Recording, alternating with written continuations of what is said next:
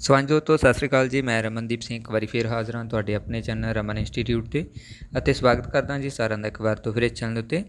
So video ਸ਼ੁਰੂ ਕਰਨ ਤੋਂ ਪਹਿਲਾਂ ਰਿਕੁਐਸਟ ਹੈ ਕਿ ਜਿਹੜੇ ਵਿਦਿਆਰਥੀ ਚੈਨਲ 'ਤੇ ਪਹਿਲੀ ਵਾਰ ਆਏ ਨੇ ਉਹ ਚੈਨਲ ਨੂੰ ਸਬਸਕ੍ਰਾਈਬ ਕਰ ਲੈਣ ਅਤੇ ਨਾਲ ਹੀ ਬੈਲ ਆਈਕਨ 'ਤੇ ਕਲਿੱਕ ਕਰ ਲੈਣ ਤਾਂ ਜੋ ਤੁਹਾਨੂੰ ਜਿਹੜੀ ਆਉਣ ਵਾਲੀ ਲੇਟੈਸਟ ਵੀਡੀਓ ਉਹ ਸਭ ਤੋਂ ਪਹਿਲਾਂ ਮਿਲਦੀ ਰਹੇ। ਸੋ ਇਸ ਚੈਨਲ ਦੇ ਉੱਤੇ PS TET, CTET, master cadre, NTT ਤੇ ਪਟਵਾਰੀ ਦੇ ਐਗਜ਼ਾਮ ਦੇ ਨਾਲ ਸੰਬੰਧਿਤ ਵੀਡੀਓਜ਼ ਅਪਲੋਡ ਕੀਤੀਆਂ ਜਾਂਦੀਆਂ ਨੇ। ਉਹ ਤੁਸੀਂ ਪਲੇਲਿਸਟ ਦੇ ਵਿੱਚੋਂ ਜਾ ਕੇ ਆਪਣੇ ਵਿਸ਼ੇ ਦੇ ਅਕੋਰਡਿੰਗ ਅਤੇ ਆਪਣੇ ਕੋਰਸ ਦੇ ਅਕੋਰਡਿੰਗ ਦੇਖ ਸਕਦੇ ਹੈਗੇ ਹੋ। ਸੋ ਉਮੀਦ ਕਰਦਾ ਹਾਂ ਕਿ ਇਸ ਚੈਨਲ 'ਤੇ ਪਾਈਆਂ ਜਾਣ ਵਾਲੀਆਂ ਵੀਡੀਓ ਤੁਹਾਡੇ ਲਈ ਕਾਫੀ ਹੈਲਪਫੁਲ ਰਹਿੰਦੀਆਂ ਹੋਣਗੀਆਂ, ਕਾਫੀ ਕੁਝ ਜਿਹੜਾ ਸਿੱਖਣ ਨੂੰ ਮਿਲਦਾ ਹੋਊਗਾ। ਸੋ ਪਲੀਜ਼ ਵੀਡੀਓ ਨੂੰ ਲਾਈਕ ਔਰ ਸ਼ੇਅਰ ਜ਼ਰੂਰ ਕਰ ਦਿਆ ਕਰੋ। ਸੋ ਅੱਜ ਦੇ ਸੈਸ਼ਨ ਦੇ ਵਿੱਚ ਅਸੀਂ ਗੱਲ ਕਰਾਂਗੇ ਪਹਿਲੇ ਐਂਗਲੋ ਸਿੱਖ ਯੁੱਧ ਦੀ, ਜੋ ਕਿ 1845 ਅਤੇ 46 ਦੇ ਵਿੱਚ ਹੋਇਆ ਸੀਗਾ। ਸੋ ਇਸ ਬਾਰੇ ਆਪਾਂ ਡਿਸਕਸ ਕਰਾਂਗੇ ਕਿ ਇਸ ਯੁੱਧ ਦੇ ਜਿਹੜੇ ਕਾਰਨ ਕੀ ਰਹੇ ਸੀ ਔਰ ਯੁੱਧ ਦੀਆਂ ਘਟਨਾਵਾਂ ਵਰਣਨ ਅਤੇ ਇਸ ਤੋਂ ਇਲਾਵਾ ਯੁੱਧ ਦੇ ਵਿੱਚ ਕਿਹੜੀਆਂ ਘਟਨਾਵਾਂ ਅਤੇ ਕਿੱਥੇ ਜਿਹੜਾ ਇਹ ਯੁੱਧ ਹੋਇਆ ਅਤੇ ਅੰਤ ਦੇ ਵਿੱਚ ਇਸ ਯੁੱਧ ਦਾ ਜਿਹੜਾ ਹੈ ਉਹ ਰਿਜ਼ਲਟ ਕੀ ਨਿਕਲਿਆ। ਸੋ ਸਾਰਾ ਆਪਾਂ ਇਸ ਦੇ ਵਿੱਚ ਜਿਹੜਾ ਡਿਟੇਲ ਦੇ ਵਿੱਚ ਡਿਸਕਸ ਕਰਾਂਗੇ। ਸੋ ਇਹ ਤੁਹਾਨੂੰ master cadre, ETT cadre, Punjab police, PSP sale supervisor ਅਤੇ PS ਟੈਟ ਐਗਜ਼ਾਮ ਦੇ ਲਈ ਹੈਲਪਫੁਲ ਰਹੂਗਾ।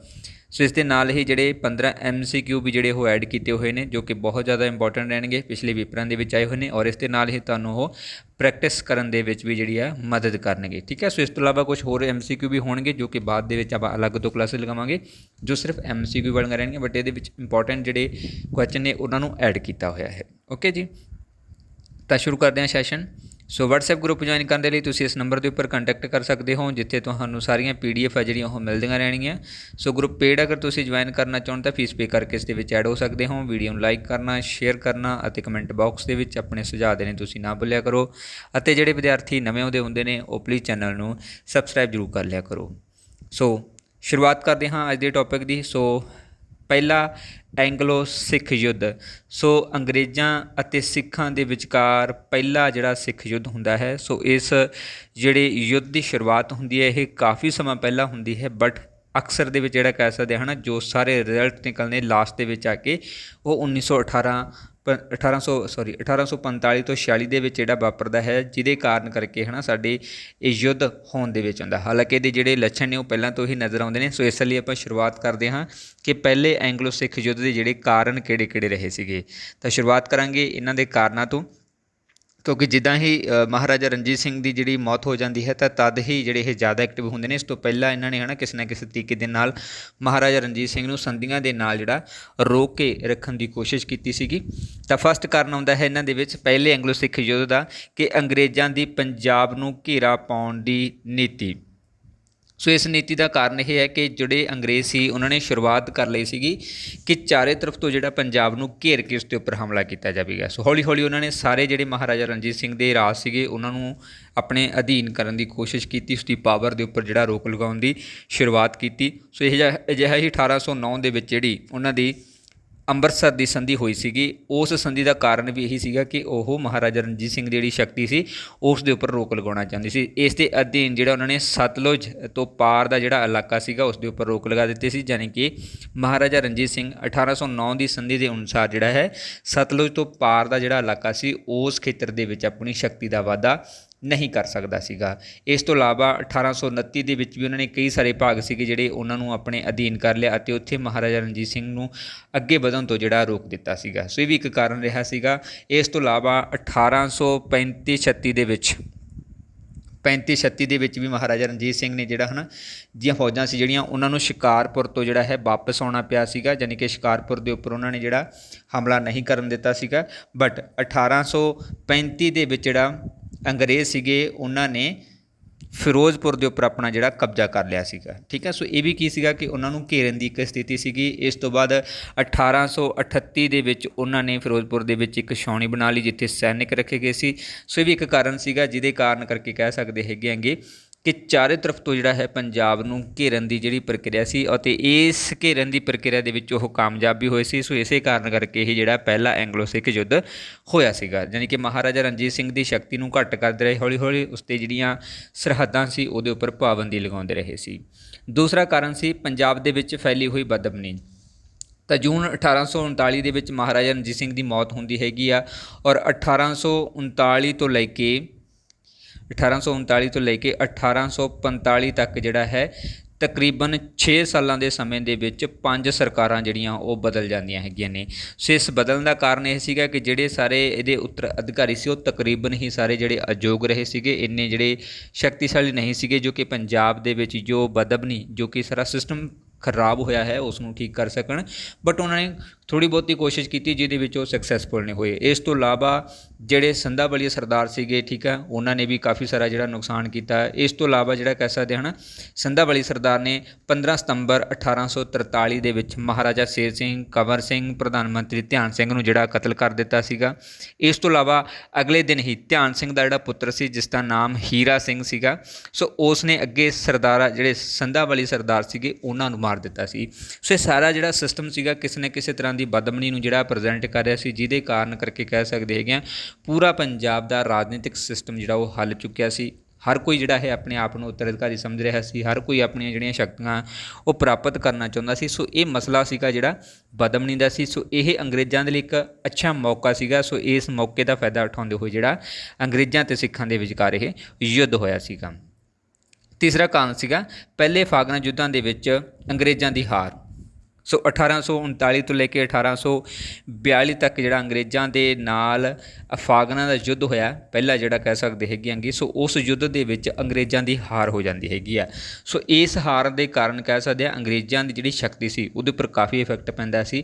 ਔਰ ਇਸ ਤੋਂ ਇਲਾਵਾ ਇੱਕ ਇਹ ਪ੍ਰਚਲਿਤ ਸੀ ਪ੍ਰਕਿਰਿਆ ਕਿ ਜਿਹੜੇ ਅੰਗਰੇਜ਼ ਨੇ ਉਹ ਆਜ਼ਤ ਨੇ, ਕਦੇ ਵੀ ਉਹਨਾਂ ਨੂੰ ਹਰਾਇਆ ਨਹੀਂ ਜਾ ਸਕਦਾ। ਖਾਸ ਤੌਰ ਦੇ ਉੱਪਰ ਭਾਰਤ ਦੇ ਵਿੱਚ ਇਹ ਸਿਸਟਮ ਸੀ ਨਾ ਕਿ ਅੰਗਰੇਜ਼ਾਂ ਨੂੰ ਹਰਾਇਆ ਜੀ ਨਹੀਂ ਜਾ ਸਕਦਾ। ਬਟ ਫਾਗਣਾ ਨੇ ਜਿਹੜਾ ਹੈ ਪਹਿਲੇ ਯੁੱਧ ਦੇ ਵਿੱਚ 1839 ਤੋਂ 1842 ਦੇ ਦੌਰਾਨ ਉਹਨਾਂ ਨੂੰ ਹਰਾ ਦਿੱਤਾ ਸੀ। ਇਸ ਦੇ ਕਾਰਨ ਉਹਨਾਂ ਦਾ ਜਿਹੜਾ ਆਜ਼ਤ ਦਾ ਵਹਿਮ ਸੀ ਉਸ ਨੂੰ ਦੂਰ ਕਰ ਦਿੱਤਾ ਸੀ। ਇਸ ਤੋਂ ਇਲਾਵਾ ਜਿਹੜੇ ਸਿੱਖ ਸੀਗੇ ਉਹ ਸਮਝਦੇ ਸੀਗੇ ਕਿ ਜੇਕਰ ਫਾਗਣ ਉਹਨਾਂ ਨੂੰ ਹਰਾ ਸਕਦੇ ਆ ਤਾਂ ਅਸੀਂ ਫਾਗਰਾਂ ਨੂੰ ਬਹੁਤ ਵਾਰ ਜਿਹੜਾ ਹਰਾਇਆ ਹੈ। ਸੋ ਇਸ ਕਰਕੇ ਅਸੀਂ ਅੰਗਰੇਜ਼ਾਂ ਨੂੰ ਹਰਾਉਣ ਦੇ ਵਿੱਚ ਜਿਹੜਾ ਕਸਰੇ ਕਾਮਯਾਬ ਹੋ ਸਕਦੇ ਹਾਂ। ਸੋ ਇਸ ਲਈ ਹੈ ਨਾ ਸਿੱਖਾਂ ਨੇ ਵੀ ਜਿਹੜਾ ਉਹਨਾਂ ਦੇ ਉੱਪਰ ਹਮਲਾ ਕਰਨ ਦੀ ਕੋਸ਼ਿਸ਼ ਕੀਤੀ। ਔਰ ਇਹ ਦੋਨਾਂ ਸਥਿਤੀਆਂ ਦੇ ਨਾਲ ਹੀ ਜਿਹੜਾ ਹੈ ਪਹਿਲਾ ਐਂਗਲੋ ਸਿੱਖ ਯੁੱਧ ਜਿਹੜਾ ਹੈ ਉਹ ਹੁੰਦਾ ਹੈ। ਨੈਕਸਟ ਹੈ ਚੌਥਾ ਕਾਰਨ ਅੰਗਰੇਜ਼ਾਂ ਦਾ ਸਿੰਧ 'ਤੇ ਕਬਜ਼ਾ। ਸੋ ਅੰਗਰੇਜ਼ਾਂ ਦਾ ਸਿੰਧ ਦੇ ਉੱਪਰ ਕਬਜ਼ਾ ਕਾਰਨ ਸੀਗਾ ਕਿ 1842 ਦੇ ਵਿੱਚ ਲਾਰਡ ਆਕਲੈਂਡ ਦੀ ਥਾਂ ਦੇ ਉੱਪਰ ਲਾਰਡ ਐਲਬਨਰੋ ਸੀਗਾ ਜਿਹੜਾ ਉਸ ਨੂੰ ਭਾਰਤ ਦਾ ਨਵਾਂ ਗਵਰਨਰ ਜਨਰਲ ਬਣਾਇਆ ਗਿਆ ਸੀਗਾ। ਲਾਰਡ ਐਲਬਨਰੋ ਸੀਗਾ ਜਿਹੜਾ ਉਹ ਅਫਗਾਨਿਸਤਾਨ ਦੀ ਹਾਰ ਦੇ ਨਾਲ ਅੰਗਰੇਜ਼ਾਂ ਦੀ ਬਦਬਨੀ ਨੂੰ ਜਿਹੜਾ ਉਹ ਦੂਰ ਕਰਨਾ ਚਾਹੁੰਦਾ ਸੀ, ਯਾਨੀ ਕਿ ਜੋ ਬਦਨਾਮੀ ਸੀ ਉਸ ਦੀ ਹੈ ਨਾ, ਜੋ ਉਹਨਾਂ ਨੂੰ ਘਾਟਾ ਪਿਆ ਸੀਗਾ, ਜੋ ਸਨਮਾਨ ਉਸ ਦਾ ਘਟਿਆ ਸੀ, ਉਸ ਨੂੰ ਪੂਰਾ ਕਰਨਾ ਚਾਹੁੰਦਾ ਸੀਗਾ ਲਾਰਡ ਐਲਨਬਰੋ। ਸੋ ਉਹਦੇ ਕਾਰਨ ਹੀ ਜਿਹੜਾ ਕਹਿ ਸਕਦੇ ਹਾਂ ਉਹਨਾਂ ਨੂੰ ਨਵਾਂ ਗਵਰਨਰ ਜਨਰਲ ਬਣਾਇਆ ਗਿਆ ਸੀ। ਔਰ ਇਸ ਤੋਂ ਇਲਾਵਾ ਇਹਨਾਂ ਨੇ ਜਿਹੜਾ ਹੈ ਸਿੰਧ ਦੇ ਉੱਪਰ ਕਬਜ਼ਾ ਵੀ ਕੀਤਾ ਸੀਗਾ। ਸੋ ਪਹਿਲਾਂ ਜਿਹੜਾ ਹੈ ਮਹਾਰਾਜਾ ਰਣਜੀਤ ਸਿੰਘ ਅਤੇ ਜਿਹੜੇ ਸਿੱਖ ਸੀਗੇ ਹੈ ਨਾ ਉਹ ਇਹਦੇ ਉੱਪਰ ਕਬਜ਼ਾ ਕਰਨਾ ਚਾਹੁੰਦੇ ਸੀ। ਬਟ ਜਿਹੜੇ ਕਹਿ ਸਕਦੇ ਹੈਗੇ ਕਿ ਸਿੰਧ ਦੇ ਅਮੀਰ ਸੀਗੇ ਹੈ ਨਾ, ਸੋ ਉਹ ਕਾਫੀ ਵਫਾਦਾਰ ਸੀਗੇ ਅੰਗਰੇਜ਼ਾਂ ਦੇ। ਬਟ ਫਿਰ ਵੀ ਜਿਹੜਾ ਹੈ ਐਲਨਬਰੋ ਸੀਗਾ ਜਿਹੜਾ ਉਹਨਾਂ ਨੇ ਇਹਨਾਂ ਦੇ ਉੱਪਰ ਝੂਠੇ ਇਲਜ਼ਾਮ ਲਗਾ ਕੇ ਸਿੰਧ ਦੇ ਵਿਰੁੱਧ ਜਿਹੜਾ ਹੈ ਉਹ ਲੜਾਈ ਦਾ ਐਲਾਨ ਕਰ ਦਿੱਤਾ ਸੀ। ਅਤੇ 1843 ਦੇ ਵਿੱਚ ਜਿਹੜਾ ਹੈ ਅੰਗਰੇਜ਼ਾਂ ਨੇ ਇਸ ਸਿੰਧ ਦੇ ਇਲਾਕੇ ਨੂੰ ਆਪਣੇ ਅਧੀਨ ਕਰ ਲਿਆ ਸੀਗਾ। ਸੋ ਇਹ ਵੀ ਇੱਕ ਕਾਰਨ ਸੀਗਾ, ਠੀਕ ਹੈ, ਜਿਹਦੇ ਕਾਰਨ ਸਿੱਖਾਂ ਅਤੇ ਅੰਗਰੇਜ਼ਾਂ ਦੇ ਵਿਚਕਾਰ ਜਿਹੜੀ ਹੈ ਕੁੜੱਤਣ ਪੈਦਾ ਹੋ ਜਾਂਦੀ ਹੈ ਅਤੇ ਪਹਿਲੇ ਸਿੱਖ ਐਂਗਲੋ ਯੁੱਧ ਨੂੰ ਜਿਹੜਾ ਹੈ ਹੋਂਦ ਦੇ ਵਿੱਚ ਲਿਆਉਂਦੀ ਹੈ। ਨੈਕਸਟ ਸੀਗਾ ਪੰਜਾਬ ਪ੍ਰਤੀ ਅੰਗਰੇਜ਼ੀ ਗਵਰਨਰ ਜਨਰਲਾਂ ਦੀ ਨੀਤੀ। ਸੋ ਸਿੰਧ 'ਤੇ ਕਬਜ਼ਾ ਕਰਨ ਤੋਂ ਬਾਅਦ ਜਿਹੜਾ ਹੈ ਲਾਰਡ ਐਲਨਬਰੋ ਸੀਗਾ ਜਿਹੜਾ ਉਹ ਪੰਜਾਬ ਨੂੰ ਆਪਣੇ ਸਾਮਰਾਜ ਦੇ ਵਿੱਚ ਸ਼ਾਮਲ ਕਰਨ ਦੇ ਲਈ ਅਲੱਗ-ਅਲੱਗ ਤਰ੍ਹਾਂ ਦੀ ਪਲੈਨਿੰਗ ਕਰ ਰਿਹਾ ਸੀ। ਸੋ ਇਸ ਲਈ ਉਹਨਾਂ ਨੇ ਐਲਨਬਰੋ ਦੇ ਦੁਆਰਾ ਡਿਊਕ ਆਫ ਵੈਲਿੰਗਟਨ ਨੂੰ ਜਿਹੜੀਆਂ ਲਿਖੀਆਂ ਚਿੱਠੀਆਂ ਦੇ ਵਿੱਚ ਇਹ ਚੀਜ਼ ਸਾਰੀ ਕਲੀਅਰ ਹੋ ਜਾਂਦੀ ਹੈ ਕਿ ਉਹ ਕਿਵੇਂ ਜਿਹੜਾ ਪੰਜਾਬ ਨੂੰ ਆਪਣੇ ਅਧੀਨ ਕਰਨਾ ਚਾਹੁੰਦਾ ਸੀ। ਇਸ ਤੋਂ ਇਲਾਵਾ ਜੁਲਾਈ 1844 ਦੇ ਵਿੱਚ ਲਾਰਡ ਹਾਰਡਿੰਗ ਨੂੰ ਜਿਹੜਾ ਹੈ ਉਹ ਭਾਰਤ ਦਾ ਨਵਾਂ ਗਵਰਨਰ ਜਨਰਲ ਬਣਾਇਆ ਜਾਂਦਾ ਹੈ, ਜੋ ਕਿ ਇੱਕ ਪ੍ਰਸਿੱਧ ਸੈਨਾਪਤੀ ਸੀਗਾ। ਇਸ ਤੋਂ ਇਲਾਵਾ ਉਸ ਵਿਅਕਤੀ ਨੇ ਜਿਹੜਾ ਹੈ ਨੈਪੋਲੀਅਨ ਦੀਆਂ ਜਿਹੜੀਆਂ ਯੁੱਧ ਸੀਗੇ ਉਹਨਾਂ ਦੇ ਵਿੱਚ ਜਿਹੜਾ ਉਹਨਾਂ ਨੇ ਪਾਰਟੀਸਪੇਟ ਕੀਤਾ ਸੀਗਾ। ਪ੍ਰਾਇਦੀਪੀ ਯੁੱਧ ਹੋ ਗਿਆ, ਵਾਟਰਲ ਦਾ ਯੁੱਧ ਹੋ ਗਿਆ। ਸੋ ਇਹਨਾਂ ਦੇ ਵਿੱਚ ਕਾਫੀ ਪ੍ਰਸਿੱਧੀ ਹਾਸਲ ਕੀਤੀ ਸੀ। ਸੋ ਇਹਦਾ ਕਾਰਨ ਇਹ ਸੀਗਾ ਕਿ ਇਸ ਵਿਅਕਤੀ ਨੂੰ ਲਾਰਡ ਹਾਰਡਿੰਗ ਨੂੰ ਜਿਹੜਾ ਹੈ ਭਾਰਤ ਦਾ ਗਵਰਨਰ ਜਨਰਲ ਬਣਾਉਣ ਦਾ ਇਹੀ ਉਦੇਸ਼ ਸੀਗਾ ਕਿ ਪੰਜਾਬ ਨੂੰ ਜਿਹੜਾ ਹੈ ਯਾਨੀ ਕਿ ਸਿੱਖਾਂ ਨੂੰ ਹਰਾ ਕੇ ਪੰਜਾਬ ਦੇ ਉੱਪਰ ਆਪਣਾ ਦਬਦਬਾ ਜਾਂ ਕਬਜ਼ਾ ਜਿਹੜਾ ਉਹ ਕਰ ਲਿਆ ਜਾਵੇ। ਸੋ ਇਹ ਕਾਰਨ ਇਸ ਦਾ ਰਿਹਾ ਸੀਗਾ। ਸੋ ਇਹਦੇ ਕਾਰਨ ਕਰਕੇ ਵੀ ਜਿਹੜਾ ਕਹਿ ਸਕਦੇ ਹੈਗੇ ਕਿ ਪੰਜਾਬ ਦੇ ਵਿੱਚ ਸਿੱਖਾਂ ਅਤੇ ਅੰਗਰੇਜ਼ਾਂ ਦੇ ਵਿਚਕਾਰ ਯੁੱਧ ਹੋਣਾ ਸੁਭਾਵਿਕ ਸੀ, ਕਿਉਂਕਿ ਜਿਹੜੇ ਨਵੇਂ ਗਵਰਨਰ ਜਨਰਲ ਸੀਗੇ ਉਹ ਨਵੀਆਂ ਨੀਤੀਆਂ ਬਣਾਉਂਦੇ ਸੀ ਕਿ ਕਿਵੇਂ ਜਿਹੜਾ ਪੰਜਾਬ ਨੂੰ ਹੜੱਪਿਆ ਜਾਵੇ। ਨੈਕਸਟ ਸੀਗਾ ਅੰਗਰੇਜ਼ਾਂ ਵੱਲੋਂ ਸੈਨਿਕ ਤਿਆਰੀਆਂ। ਸੋ ਅੰਗਰੇਜ਼ ਜਿਹੜੇ ਨੇ ਉਹ ਪਹਿਲਾਂ ਤੋਂ ਹੀ ਉਹਨਾਂ ਨੇ ਸਾਰੀਆਂ ਜਿਹੜੀਆਂ ਤਿਆਰੀਆਂ ਸੀ ਉਹ ਸ਼ੁਰੂ ਕਰ ਲਈਆਂ ਸੀ। ਲਾਰਡ ਹਾਰਡਿੰਗ ਨੇ ਜਿਹੜਾ ਹੈ ਆਪਣਾ ਅਹੁਦਾ ਸੰਭਾਲਦੇ ਹੋਏ ਸ਼ੁਰੂਆਤ ਕਰ ਲਈ ਸੀਗੀ ਕਿ ਨਵੇਂ ਜਿਹੜੇ ਹਥਿਆਰ, ਨਵੀਂ ਜਿਹੜੀ ਫੌਜ ਹੈ ਨਾ ਵੱਖ-ਵੱਖ ਇਲਾਕਿਆਂ ਦੇ ਵਿੱਚ ਭੇਜਣੀ ਸ਼ੁਰੂ ਕਰ ਦਿੱਤੀ ਸੀ, ਤਾਂ ਕਿ ਕੀ ਹੈ ਹਰ ਪਾਸੇ ਤੋਂ ਜਿਹੜਾ ਕਹਿ ਸਕਦੇ ਹੈਗੇ ਕਿ ਪੰਜਾਬ ਨੂੰ ਆਪਣੇ ਅਧੀਨ ਕਰ ਲਿਆ ਜਾਵੇ, ਚਾਰੋਂ ਤਰਫ ਤੋਂ ਘੇਰ ਕੇ ਹੀ ਜਿਹੜਾ ਉਸ ਦੇ ਉੱਪਰ ਹਮਲਾ ਕੀਤਾ ਜਾਵੇ। ਠੀਕ ਹੈ।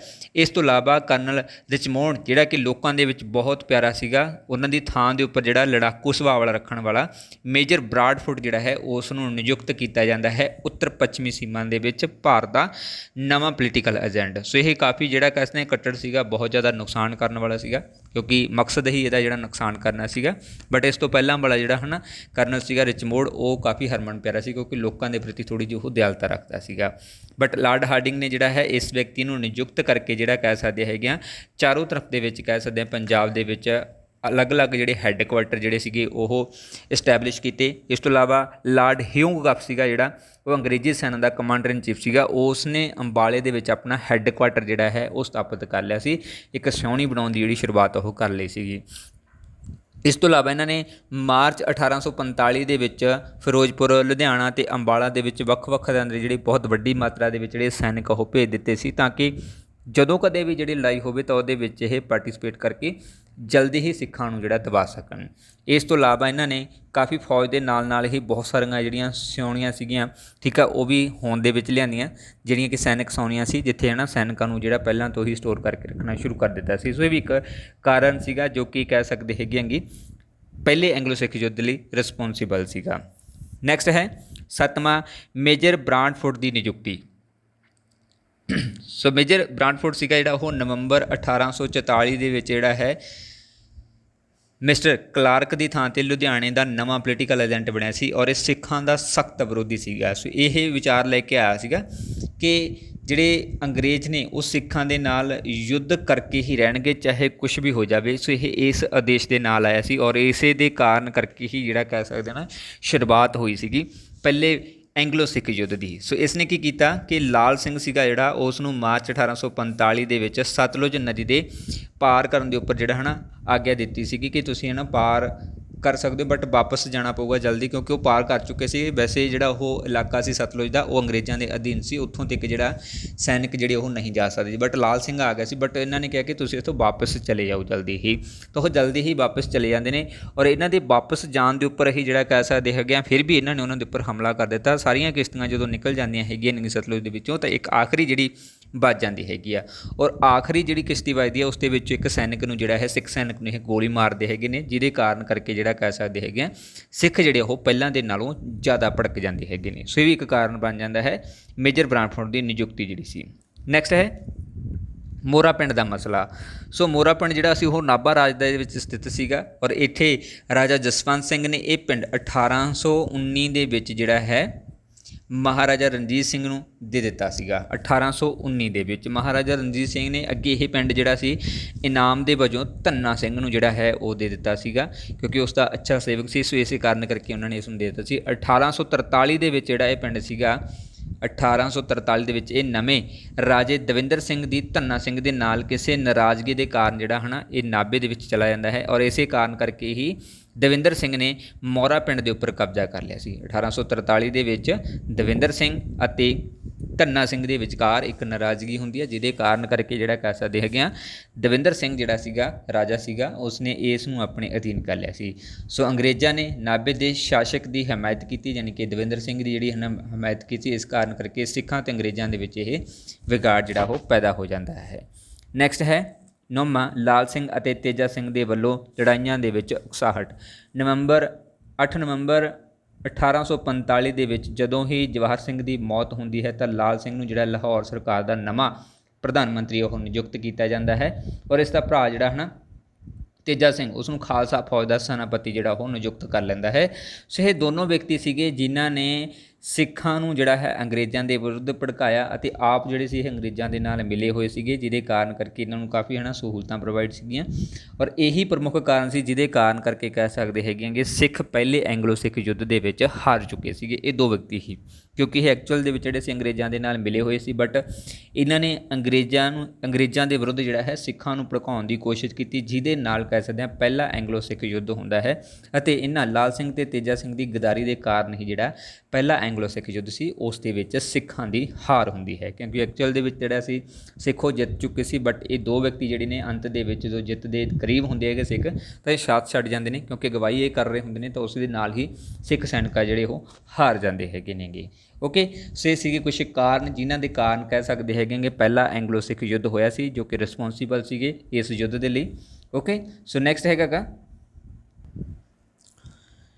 ਸੋ ਨੈਕਸਟ ਆਉਂਦਾ ਹੈ ਕਿ ਯੁੱਧ ਦੀ ਘੋਸ਼ਣਾ। ਸੋ ਇਹ ਕੁਝ ਫੈਕਟਰ ਰਹੇ ਸੀ ਜਿਨ੍ਹਾਂ ਦੇ ਕਾਰਨ ਕਰਕੇ ਪਹਿਲਾ ਐਂਗਲੋ ਸਿੱਖ ਯੁੱਧ ਹੋਇਆ ਸੀ। ਇਸ ਤੋਂ ਬਾਅਦ ਯੁੱਧ ਦੀ ਘੋਸ਼ਣਾ ਜਿਹੜੀ ਹੈ ਉਹ ਕਦੋਂ ਕੀਤੀ ਜਾਂਦੀ ਹੈ? ਤਾਂ ਯੁੱਧ ਦੀ ਘੋਸ਼ਣਾ ਜਿਹੜੀ ਹੈ ਉਹ ਸਿੱਖਾਂ ਦੇ ਨਾਲ ਇਹ ਯੁੱਧ ਘੋਸ਼ਣਾ ਜਿਹੜੀ ਹੈ ਉਹ 13 ਦਸੰਬਰ 1845 ਨੂੰ ਕੀਤੀ ਜਾਂਦੀ ਹੈ, ਔਰ ਇਸ ਦੇ ਲਈ ਜਿਹੜਾ ਜ਼ਿੰਮੇਵਾਰ ਸੀਗਾ ਵਿਅਕਤੀ ਇਹਨਾਂ ਦੇ ਵਿੱਚੋਂ ਉਹ ਗਵਰਨਰ ਜਨਰਲ ਲਾਰਡ ਹਾਰਡਿੰਗ ਸੀਗਾ। ਸੋ ਇਸ ਵਿਅਕਤੀ ਨੇ ਜਿਹੜਾ ਹੈ ਅੰਗਰੇਜ਼ੀ ਸਰਕਾਰ ਅਤੇ ਲਾਹੌਰ ਸਰਕਾਰ ਦੇ ਵਿਚਕਾਰ ਜਿਹੜੀ ਹੈ ਨਾ ਇਹ ਯੁੱਧ ਦੀ ਘੋਸ਼ਣਾ ਕੀਤੀ ਸੀਗੀ। ਔਰ ਇਸ ਯੁੱਧ ਦਾ ਜਿਹੜਾ ਯੁੱਧ ਦੀ ਘੋਸ਼ਣਾ ਦੀ ਕਾਰਨ ਕੀ ਰਿਹਾ ਸੀਗਾ ਕਿ ਲਾਰਡ ਹਾਰਡਿੰਗ ਨੇ ਜਿਹੜਾ 1809 ਦੇ ਵਿੱਚ ਇੱਕ ਸੰਧੀ ਹੋਈ ਸੀਗੀ ਅੰਗਰੇਜ਼ੀ ਸਰਕਾਰ ਅਤੇ ਲਾਹੌਰ ਸਰਕਾਰ ਦੇ ਵਿਚਕਾਰ। ਸੋ ਇਸ ਵਿਅਕਤੀ ਦਾ ਕਹਿਣਾ ਸੀਗਾ ਕਿ ਜਿਹੜੀ ਲਾਹੌਰ ਸਰਕਾਰ ਸੀਗੀ ਇਸ ਨੇ ਅੰਗਰੇਜ਼ਾਂ ਦੇ ਪ੍ਰਤੀ ਜਿਹੜਾ ਹੈ ਆਪਣੀ ਜਿਹੜੀਆਂ ਸ਼ਰਤਾਂ ਸੀ ਉਸ ਨੂੰ ਪੂਰੀ ਮਿੱਤਰਤਾ ਦੇ ਨਾਲ ਨਹੀਂ ਨਿਭਾਇਆ। ਅੰਗਰੇਜ਼ਾਂ ਨੇ ਇਸ ਨੂੰ ਪੂਰੀ ਮਿੱਤਰਤਾ ਦੇ ਨਾਲ ਨਿਭਾਇਆ, ਬਟ ਲਾਹੌਰ ਸਰਕਾਰ ਨੇ ਇਸ ਨੂੰ ਸਹੀ ਤਰੀਕੇ ਦੇ ਨਾਲ ਨਹੀਂ ਨਿਭਾਇਆ। ਸੋ ਇਸ ਕਾਰਨ ਕਰਕੇ ਜਿਹੜਾ ਕਹਿ ਸਕਦੇ ਹੈਗੇ ਆਂਗੇ ਕਿ ਝੂਠੇ ਤਰੀਕੇ ਦੇ ਨਾਲ ਹੈ ਨਾ ਇਹਨਾਂ ਨੇ ਇੱਕ ਲੜਾਈ ਛੇੜਨ ਦੀ ਜਿਹੜੀ ਸ਼ੁਰੂਆਤ ਕੀਤੀ ਸੀ ਉਹ ਲਾਰਡ ਹਾਰਡਿੰਗ ਦੇ ਦੁਆਰਾ ਕੀਤੀ ਗਈ ਸੀ। ਇਹਦੇ ਲਈ ਰਿਸਪੌਂਸੀਬਲ ਮੇਨ ਸੀਗਾ ਕਿ 1809 ਦੀ ਸੰਧੀ ਦੇ ਅਨੁਸਾਰ ਜਿਹੜਾ ਕੰਮ ਨਹੀਂ ਹੋ ਰਹੇ ਸੀਗੇ, ਯਾਨੀ ਕਿ ਮਿੱਤਰਤਾਪੂਰਨ ਨਹੀਂ ਨਿਭਾਇਆ ਜਾ ਰਿਹਾ ਸੀ। ਇਸ ਲਈ 13 ਦਸੰਬਰ 1845 ਨੂੰ ਇਹ ਜਿਹੜੀ ਯੁੱਧ ਦੀ ਘੋਸ਼ਣਾ ਕੀਤੀ ਜਾਂਦੀ ਹੈ ਕਿ ਅਸੀਂ ਅੰਗਰੇਜ਼ ਜਿਹੜੇ ਹੈਗੇ ਆ ਉਹ ਸਿੱਖਾਂ ਦੇ ਨਾਲ ਯੁੱਧ ਕਰਨਾ ਚਾਹੁੰਦੇ ਹੈਗੇ ਆ। ਠੀਕ ਹੈ, ਸੋ ਇਹ 13 ਦਸੰਬਰ 1845 ਨੂੰ ਹੁੰਦਾ ਹੈਗਾ ਗਾ। ਸੋ 1809 ਦੀ ਸੰਧੀ ਸੀਗੀ, ਅੰਗਰੇਜ਼ੀ ਅਤੇ ਲਾਹੌਰ ਸਰਕਾਰ ਦੇ ਵਿਚਕਾਰ ਮਿੱਤਰਤਾਪੂਰਨ ਜਿਹੜੀ ਸ਼ਰਤਾਂ ਸੀ ਉਸ ਨੂੰ ਪੂਰੀ ਤਰ੍ਹਾਂ ਜਿਹੜਾ ਅੰਗਰੇਜ਼ਾਂ ਦੇ ਦੁਆਰਾ ਨਿਭਾਇਆ ਗਿਆ ਸੀ, ਬਟ ਜਿਹੜਾ ਹੈ ਜਿਹੜਾ ਸਿੱਖਾਂ ਨੇ ਉਸ ਨੂੰ ਨਹੀਂ ਨਿਭਾਇਆ ਸੀ। ਸੋ ਇਹ ਕਾਰਨ ਇਸ ਦਾ ਰਿਹਾ ਸੀਗਾ। ਸੋ ਇਸ ਤੋਂ ਬਾਅਦ ਆਉਂਦੀਆਂ ਹੈਗੀਆਂ ਯੁੱਧ ਦੀਆਂ ਘਟਨਾਵਾਂ। ਸੋ 13 ਦਸੰਬਰ 1845 ਨੂੰ ਇਹ ਯੁੱਧ ਦੀ ਘੋਸ਼ਣਾ ਕੀਤੀ ਜਾਂਦੀ ਹੈ, ਯਾਨੀ ਕਿ ਯੁੱਧ ਜਿਹੜਾ ਹੋ ਜਾਂਦਾ ਹੈ, ਬਟ ਇਸ ਤੋਂ ਪਹਿਲਾਂ ਜਿਹੜੀ ਹੈ ਕੁਛ ਤਿਆਰੀ ਸ਼ੁਰੂ ਹੁੰਦੀ ਹੈ। ਸੋ ਇਹ ਤਿਆਰੀ ਸ਼ੁਰੂ ਹੁੰਦੀ ਹੈਗੀ 11 ਦਸੰਬਰ 1845 ਨੂੰ। ਸੋ ਇਸ ਦੇ ਅਧੀਨ ਕਿਰਾਂ ਲਗਭਗ ਜਿਹੜਾ ਕਹਿ ਸਕਦੇ ਹੈਗੇ ਆਗੇ 50,000 ਦੇ ਕਰੀਬ ਸਿੱਖ ਸੈਨਿਕਾਂ ਨੇ ਲਾਲ ਸਿੰਘ ਅਤੇ ਤੇਜਾ ਸਿੰਘ ਦੀ ਅਗਵਾਈ ਅਧੀਨ ਸਤਲੁਜ ਜਿਹੜਾ ਹੈ ਉਸ ਨੂੰ ਪਾਰ ਕੀਤਾ ਸੀਗਾ, ਤਾਂ ਕਿ ਜਿਹੜਾ ਹੈ ਅੰਗਰੇਜ਼ਾਂ ਦੇ ਵਿਰੁੱਧ ਆਪਣੀ ਮਹਿਮਾ ਕੀਤੀ ਜਾ ਸਕੇ। ਸੋ ਇਹ ਸੈਨਿਕ ਸੀਗੇ ਜਿਹੜੇ ਤਕਰੀਬਨ 15 ਦਸੰਬਰ ਨੂੰ ਫਿਰੋਜ਼ਪੁਰ ਦੇ ਵਿੱਚ ਪਹੁੰਚ ਜਾਂਦੇ ਹੈਗੇ ਨੇ, ਅਤੇ ਉਸੇ ਸਮੇਂ ਹੀ ਜਿਹੜਾ ਫਿਰੋਜ਼ਪੁਰ ਦਾ ਮੇਜਰ ਜਨਰਲ ਜਿਹਨੂੰ ਕਮਾਂਡਰ ਮੇਜਰ ਜਨਰਲ ਲਿਟਲ ਸੀਗਾ, ਸੋ ਉਸ ਨੇ ਵੀ ਜਿਹੜਾ ਕਹਿ ਸਕਦੇ ਹੈਗੇ ਕਿ 7500 ਸੈਨਿਕਾਂ ਦੇ ਨਾਲ ਇੱਥੇ ਐਂਟਰੀ ਕੀਤੀ, ਯਾਨੀ ਕਿ ਫਿਰੋਜ਼ਪੁਰ ਦੇ ਵਿੱਚ ਹੀ। ਸੋ ਇਹਨਾਂ ਦੋਨਾਂ ਦੇ ਵਿਚਕਾਰ ਜਿਹੜਾ ਹੈ ਨਾ ਹਮਲਾ ਜਿਹੜਾ ਉਹ ਸ਼ੁਰੂਆਤ ਹੁੰਦੀ ਹੈਗੀ। ਸੋ ਜੇ ਸਿੱਖ ਫੌਜ ਇਸ ਸਮੇਂ ਫਿਰੋਜ਼ਪੁਰ ਦੇ ਉੱਪਰ ਹਮਲਾ ਕਰ ਦਿੰਦੀ, ਯਾਨੀ ਕਿ ਇਸ 15 ਦਸੰਬਰ ਨੂੰ ਫਿਰੋਜ਼ਪੁਰ ਦੇ ਉੱਪਰ ਹਮਲਾ ਕਰ ਦਿੰਦੀ, ਤਾਂ ਉਹ ਆਸਾਨੀ ਦੇ ਨਾਲ ਫਿਰੋਜ਼ਪੁਰ ਦੇ ਉੱਪਰ ਆਪਣਾ ਕਬਜ਼ਾ ਕਰ ਸਕਦੀ ਸੀ।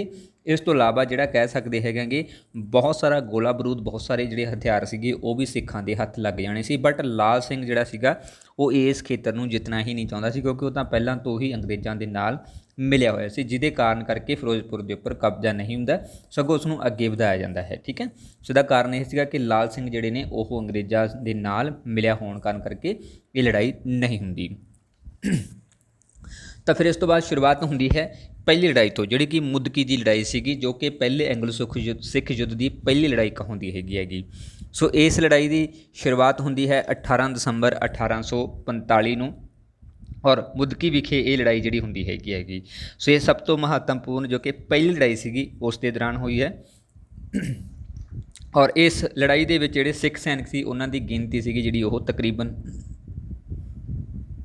ਸੋ ਇਸ ਦੇ ਵਿੱਚ ਮੁਦਕੀ ਦੀ ਲੜਾਈ ਦੇ ਵਿੱਚ ਜਿਹੜਾ ਸਿੱਖ ਸੈਨਿਕਾਂ ਦੀ ਗਿਣਤੀ 5500 ਦੇ ਕਰੀਬ ਸੀਗੀ, ਅਤੇ ਸਿੱਖ ਸੈਨਿਕਾਂ ਦੀ ਜਿਹੜੀ ਅਗਵਾਈ ਸੀ ਉਹ ਲਾਲ ਸਿੰਘ ਕਰ ਰਿਹਾ ਸੀਗਾ, ਜੋ ਕਿ ਪਹਿਲਾਂ ਤੋਂ ਹੀ ਅੰਗਰੇਜ਼ਾਂ ਦੇ ਨਾਲ ਮਿਲਿਆ ਹੋਇਆ ਸੀ। ਔਰ ਦੂਸਰੇ ਪਾਸੇ ਅਸੀਂ ਗੱਲ ਕਰੀਏ ਅੰਗਰੇਜ਼ੀ ਸੈਨਿਕਾਂ ਦੀ ਗਿਣਤੀ ਤਾਂ ਉਹ 12000 ਸੀਗੀ, ਅਤੇ ਇਸ ਤੋਂ ਇਲਾਵਾ ਇਸ ਦੀ ਜਿਹੜੀ ਅਗਵਾਈ ਸੀਗੀ ਉਹ ਲਾਰਡ ਹਿਊਗ ਕਪਸ ਜਿਹੜਾ ਸੀ ਉਹ ਕਰ ਰਿਹਾ ਸੀਗਾ। ਸੋ ਇਹ ਕਹਿ ਸਕਦੇ ਇੱਕ ਪ੍ਰਸਿੱਧ ਸੈਨਾਪਤੀ ਸੀਗਾ, ਸੁਭਾਵਿਕ ਸੀ ਕਿ ਇਹਦੇ ਕਾਰਨ ਵੀ ਜਿਹੜਾ ਹਾਰ ਹੋ ਸਕਦੀ ਸੀ, ਬਟ ਮੁੱਖ ਕਾਰਨ ਰਿਹਾ ਸੀਗਾ ਕਿ ਲਾਲ ਸਿੰਘ ਸੀਗਾ ਜਿਹੜਾ ਉਹ ਬਹੁਤ ਗੱਦਾਰੀ ਕਰ ਰਿਹਾ ਸੀਗਾ ਸਿੱਖਾਂ ਦੇ ਨਾਲ। ਸੋ ਅਗਰ ਗੱਲ ਕਰੀਏ ਸੈਨਾਪਤੀ ਦੀ ਅਗਵਾਈ ਤੋਂ ਬਗੈਰ ਅਤੇ ਘੱਟ ਗਿਣਤੀ ਦੇ ਕਾਰਨ ਅੰਤ ਦੇ ਵਿੱਚ ਸਿੱਖਾਂ ਦੀ ਜਿਹੜੀ ਉਹ ਹਾਰ ਹੁੰਦੀ ਹੈ।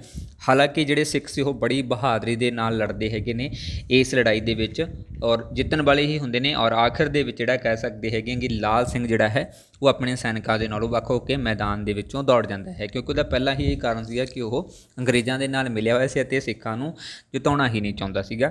ਐਕਚੁਅਲ ਦੇ ਵਿੱਚ ਜਿਹੜੇ ਸੀਗੇ ਸਿੱਖ ਉਹ ਜਿੱਤ ਜਾਂਦੇ ਇਸ ਯੁੱਧ ਦੇ ਵਿੱਚ, ਬਟ ਲਾਲ ਸਿੰਘ ਸੀਗਾ ਜਿਹੜਾ ਉਸ ਵਿਅਕਤੀ ਨੇ ਗਦਾਰੀ ਕਰਕੇ ਇਸ ਪਹਿਲੇ ਯੁੱਧ ਦੇ ਵਿੱਚ ਹੀ ਸਿੱਖਾਂ ਨੂੰ ਹਰਾ ਦਿੱਤਾ। ਨੈਕਸਟ ਹੈ ਫਿਰੋਜ਼ ਸ਼ਾਹ ਦੀ ਲੜਾਈ। ਸੋ ਦੂਸਰੀ ਮਹੱਤਵਪੂਰਨ ਲੜਾਈ ਹੁੰਦੀ ਹੈ ਫਿਰੋਜ਼ ਸ਼ਾਹ ਦੀ ਲੜਾਈ। ਸੋ ਇਸ ਦੇ ਵਿਚਕਾਰ ਅਗਰ ਗੱਲ ਕਰੀਏ ਸਿੱਖਾਂ ਅਤੇ ਅੰਗਰੇਜ਼ਾਂ ਦੇ ਵਿਚਾਲੇ ਦੂਸਰੀ ਲੜਾਈ ਦੀ ਤਾਂ ਇਹ 21 ਦਸੰਬਰ 1845 ਨੂੰ ਹੁੰਦੀ ਹੈਗੀ ਆ ਔਰ ਇਹ ਸਥਾਨ ਸੀਗਾ ਜਿਹੜਾ ਮੁਦਕੀ ਤੋਂ 10 ਮੀਲ ਦੇ ਫਾਸਲੇ ਦੇ ਨਾਲ ਸਥਿਤ ਸੀਗਾ ਔਰ ਇਸ ਤੋਂ ਇਲਾਵਾ ਇਸ ਨੂੰ ਫਿਰੋਜ਼ ਸ਼ਾਹ ਜਾਂ ਫਿਰੂ ਸ਼ਹਿਰ ਵੀ ਜਿਹੜਾ ਕਿਹਾ ਜਾਂਦਾ ਹੈ। ਦੋਨੋਂ ਨਾਮ ਜਿਹੜੇ ਵਰਤ ਲਏ ਜਾਂਦੇ ਹੈਗੇ ਨੇਗੇ ਔਰ ਇਸ ਦੇ ਅਧੀਨ ਕੀ ਸੀਗਾ ਕਿ ਜਿਹੜਾ ਸਥਾਨ ਸੀ ਇਹ ਮੁਦਕੀ ਤੋਂ ਤਕਰੀਬਨ 10 ਮੀਲ ਦੀ ਦੂਰੀ ਦੇ ਉੱਪਰ ਸਥਿਤ ਪੈਂਦਾ ਸੀਗਾ ਔਰ ਇਸ ਤੋਂ ਇਲਾਵਾ ਇਸ ਦੇ ਵਿੱਚ ਅੰਗਰੇਜ਼ ਸੈਨਿਕਾਂ ਦੀ ਜਿਹੜੀ ਗਿਣਤੀ ਸੀਗੀ ਫਿਰੋਜ਼ ਸ਼ਾਹ ਦੀ ਲੜਾਈ ਦੇ ਵਿੱਚ ਉਹ 7000 ਦੇ ਕਰੀਬ ਸੀਗੀ ਅਤੇ ਅੰਗਰੇਜ਼ੀ ਸੈਨਾ ਦੀ ਅਗਵਾਈ ਸੈਨਾਪਤੀ ਲਾਰਡ ਹਿਊਗਾਫ ਜਾਂ ਲਿਟਰਲ ਲਾਰਡ ਹਾਰਡਿੰਗ ਇਹ ਤਿੰਨ ਵਿਅਕਤੀ ਜਿਹੜੇ ਕਰ ਰਹੇ ਸੀਗੇ ਜੋ ਕਿ ਪ੍ਰਸਿੱਧ ਅਤੇ ਤਜਰਬੇਕਾਰ ਜਿਹੜੇ ਸੈਨਾਪਤੀ ਸੀਗੇ। ਠੀਕ ਹੈ, ਸੋ ਇਸ ਤੋਂ ਇਲਾਵਾ ਜੀ ਸੋ ਇੱਕ ਚੀਜ਼ ਨੋਟ ਕਰ ਲੈਣਾ ਕਿ 17000 ਜਿਹੜੇ ਸੈਨਿਕ ਸੀਗੇ ਇਸ ਲੜਾਈ ਦੇ ਵਿੱਚ, ਓਕੇ, ਅੰਗਰੇਜ਼ਾਂ ਦੇ 17000 ਸੀ। ਬਾਈ ਮਿਸਟੇਕ ਜਿਹੜਾ ਹੈ ਇੱਕ ਡਿਲੀਟ ਹੋ ਗਿਆ ਇਹਦੇ ਵਿੱਚੋਂ। ਸੋ 17000 ਜਿਹੜੇ ਸੈਨਿਕ ਉਹ ਅੰਗਰੇਜ਼ ਸੈਨਾ ਦੇ ਸੀਗੇ ਇਸ ਦੇ ਵਿੱਚ ਔਰ ਇਸ ਤੋਂ ਇਲਾਵਾ ਅਗਰ ਗੱਲ ਕਰੀਏ ਸਿੱਖ ਸੈਨਿਕਾਂ ਦੀ ਤਾਂ ਸਿੱਖ ਸੈਨਿਕ ਜਿਹੜੇ ਉਹ 25000 ਤੋਂ 30000 ਦੇ ਕਰੀਬ ਇਸ ਲੜਾਈ ਦੇ ਵਿੱਚ ਸ਼ਾਮਲ ਸੀਗੇ ਅਤੇ ਸਿੱਖ ਸੈਨਿਕਾਂ ਦੀ ਅਗਵਾਈ ਲਾਲ ਸਿੰਘ ਅਤੇ ਤੇਜਾ ਸਿੰਘ ਇਹ ਦੋਨੋਂ ਹੀ ਵਿਅਕਤੀ ਮਿਲ ਕੇ ਕਰ ਰਹੇ ਸੀ ਅਤੇ ਇਹ ਦੋਨੇ ਹੀ ਵਿਅਕਤੀ ਜਿਹੜੇ ਸੀਗੇ ਫਿਰ ਦੂਸਰੀ ਵਾਰ ਵੀ ਜਿਹੜਾ ਗਦਾਰੀ ਕਰ ਜਾਂਦੇ ਨੇ ਜਿਸ ਦੇ ਕਾਰਨ ਕਰਕੇ ਸਿੱਖ ਇਸ ਯੁੱਧ ਦੇ ਵਿੱਚ ਵੀ ਜਿੱਤ ਜਾਂਦੇ ਹੈਗੇ ਨੇ। ਇਸ ਯੁੱਧ ਦੇ ਵਿੱਚ ਫਿਰ ਜਿੱਤ ਜਾਂਦੇ ਨੇ। 21 ਦਸੰਬਰ ਦੀ ਰਾਤ ਨੂੰ ਇੱਕ ਸਥਿਤੀ ਅਜਿਹੀ ਵੀ ਆਈ ਜਦੋਂ ਅੰਗਰੇਜ਼ਾਂ ਨੇ ਬਿਨਾਂ ਸ਼ਰਤ ਸਿੱਖਾਂ ਅੱਗੇ ਹਥਿਆਰ ਸੁੱਟਣ ਬਾਰੇ ਵਿਚਾਰ ਕਰਨਾ ਸ਼ੁਰੂ ਕਰ ਦਿੱਤਾ ਸੀ। ਕਾਰਨ ਇਹ ਸੀਗਾ ਕਿ ਸਿੱਖਾਂ ਨੇ ਬੜੇ ਜੋਸ਼ ਦੇ ਨਾਲ ਜਿਹੜਾ ਹੈ ਅੰਗਰੇਜ਼ਾਂ ਦਾ ਵਿਰੋਧ ਕੀਤਾ ਅਤੇ ਅੰਗਰੇਜ਼ ਹਾਰਨ ਦੇ ਲਈ ਮਜਬੂਰ ਹੋ ਗਏ ਸੀਗੇ, ਬਟ ਅੰਤ ਦੇ ਵਿੱਚ ਲਾਲ ਸਿੰਘ ਅਤੇ ਤੇਜਾ ਸਿੰਘ ਜਿਹੜੀ ਗਦਾਰੀ ਕਰਦੇ ਨੇ ਜਿਹਦੇ ਕਾਰਨ ਕਰਕੇ ਸਿੱਖ ਜਿਹੜੇ ਆ ਉਹ ਇਸ ਯੁੱਧ ਦੇ ਵਿੱਚ ਹਾਰ ਜਾਂਦੇ ਨੇ ਅਤੇ ਅੰਗਰੇਜ਼ ਫਿਰ ਤੋਂ ਜੇਤੂ ਹੋ ਜਾਂਦੇ ਹੈਗੇ ਨੇਗੇ। ਓਕੇ, ਸੋ ਇਸ ਤਰੀਕੇ ਦੇ ਨਾਲ ਜਿਹੜਾ ਕਹਿ ਸਕਦੇ ਹੈਗੇ ਕਿ ਗਦਾਰੀ ਦੇ ਨਾਲ ਹੀ ਇਹ ਫਿਰੋਜ਼ ਸ਼ਾਹ ਦੀ ਲੜਾਈ ਵੀ ਜਿਹੜੀ ਆ ਉਹ ਹਾਰ ਜਾਂਦੀ ਹੈਗੀ ਆ। ਨੈਕਸਟ ਹੈ ਤੀਸਰੀ ਲੜਾਈ ਬੱਦੋਵਾਲ ਦੀ ਲੜਾਈ। ਸੋ ਲਾਹੌਰ ਦਰਬਾਰ ਦੇ ਵਿੱਚੋਂ ਅਗਰ ਗੱਲ ਕਰੀਏ ਲਾਹੌਰ ਦਰਬਾਰ ਦੇ ਵੱਲੋਂ ਨਿਰਦੇਸ਼ ਜਾਰੀ ਕੀਤੇ ਜਾਂਦੇ ਨੇ ਔਰ ਇਸ ਨਿਰਦੇਸ਼ਾਂ ਦੇ ਅਨੁਸਾਰ ਰਣਜੋਤ ਸਿੰਘ ਜਿਹੜਾ ਹੈ ਉਹ ਅਗਵਾਈ ਕਰਦਾ ਹੈ ਅਤੇ ਇਸ ਦੇ ਵਿੱਚ ਸਿੱਖ ਸੈਨਿਕਾਂ ਦੀ ਜਿਹਦੀ ਗਿਣਤੀ ਹੈ ਉਹ 10000 ਦੇ ਕਰੀਬ ਹੁੰਦੀ ਹੈ ਅਤੇ ਇਸ ਦੀ ਜਿਹੜੀ ਅਗਵਾਈ ਕਰਦਾ ਹੈ ਉਹ ਰਣਜੋਤ ਸਿੰਘ ਕਰਦਾ ਹੈ। ਸੋ ਰਣਜੋਤ ਸਿੰਘ ਸੀਗਾ ਜਿਹੜਾ ਉਹ ਸੈਨਿਕਾਂ ਨੂੰ ਨਾਲ ਲੈ ਕੇ ਲੁਧਿਆਣਾ ਤੋਂ 18 ਮੀਲ ਦੀ ਦੂਰੀ ਦੇ ਉੱਪਰ ਸਥਿਤ ਬੱਦੋਵਾਲ ਦਾ ਜਿਹੜਾ ਸ਼ਹਿਰ ਉੱਥੇ ਪਹੁੰਚਦਾ ਹੈਗਾ ਔਰ ਲੁਧਿਆਣਾ ਦੀ ਛਾਉਣੀ ਨੂੰ ਖਤਰਾ ਹੋਣ ਦੇ ਕਾਰਨ ਕਰਕੇ ਜਿਹੜਾ ਇਸ ਖੇਤਰ ਦੇ ਵਿੱਚ ਹੈਰੀ ਸਮਿਥ ਜਿਹੜਾ ਸੀਗਾ ਉਹ ਕੁਝ ਫੌਜ ਆਪਣੇ ਅਧੀਨ ਲੈ ਕੇ ਜਿਹੜਾ ਹੈ ਇਸ ਖੇਤਰ ਦੇ ਵਿੱਚ ਪਹੁੰਚਦਾ ਹੈ, ਯਾਨੀ ਕਿ ਬੱਦੋਵਾਲ ਦੇ ਖੇਤਰ ਦੇ ਵਿੱਚ ਪਹੁੰਚਦਾ ਹੈ ਅਤੇ 21 ਜਨਵਰੀ 1846 ਨੂੰ ਬੱਦੋਵਾਲ ਦੇ ਸਥਾਨ ਦੇ ਉੱਤੇ ਅੰਗਰੇਜ਼ਾਂ ਅਤੇ ਸਿੱਖਾਂ ਦੇ ਵਿਚਕਾਰ ਜਿਹੜੀ ਹੈ ਉਹ ਲੜਾਈ ਹੁੰਦੀ ਹੈਗੀ। ਇਸ ਲੜਾਈ ਦੇ ਵਿੱਚ ਸਿੱਖ ਬੜੀ ਬਹਾਦਰੀ ਦੇ ਨਾਲ ਲੜਦੇ ਹੈਗੇ ਨੇ ਅਤੇ ਉਹਨਾਂ ਨੇ ਅੰਗਰੇਜ਼ਾਂ ਦੇ ਹਥਿਆਰ ਅਤੇ ਖੁਰਾਕ ਅਤੇ ਸਾਰੀ ਸਮੱਗਰੀ ਜਿਹੜੀ ਹੈ ਉਹ ਵੀ ਲੁੱਟ ਲੈਂਦੇ ਹੈਗੇ ਨੇ ਅਤੇ ਅੰਗਰੇਜ਼ ਹਾਰ ਕੇ ਲੁਧਿਆਣਾ ਦੇ ਵੱਲ ਭੱਜ ਜਾਂਦੇ ਹੈਗੇ ਨੇਗੇ। ਯਾਨੀ ਕਿ ਇੱਕੋ ਇੱਕ ਲੜਾਈ ਸੀਗੀ ਪਹਿਲੇ ਐਂਗਲੋ ਸਿੱਖ ਯੁੱਧ ਦੇ ਵਿੱਚ ਜਿਸ ਦੇ ਵਿੱਚ ਸਿੱਖ ਜੇਤੂ ਰਹੇ ਸੀ, ਜਿਸ ਦਾ ਨਾਮ ਸੀ ਬੱਦੋਵਾਲ ਦੀ ਲੜਾਈ। ਓਕੇ, ਜੋ ਕਿ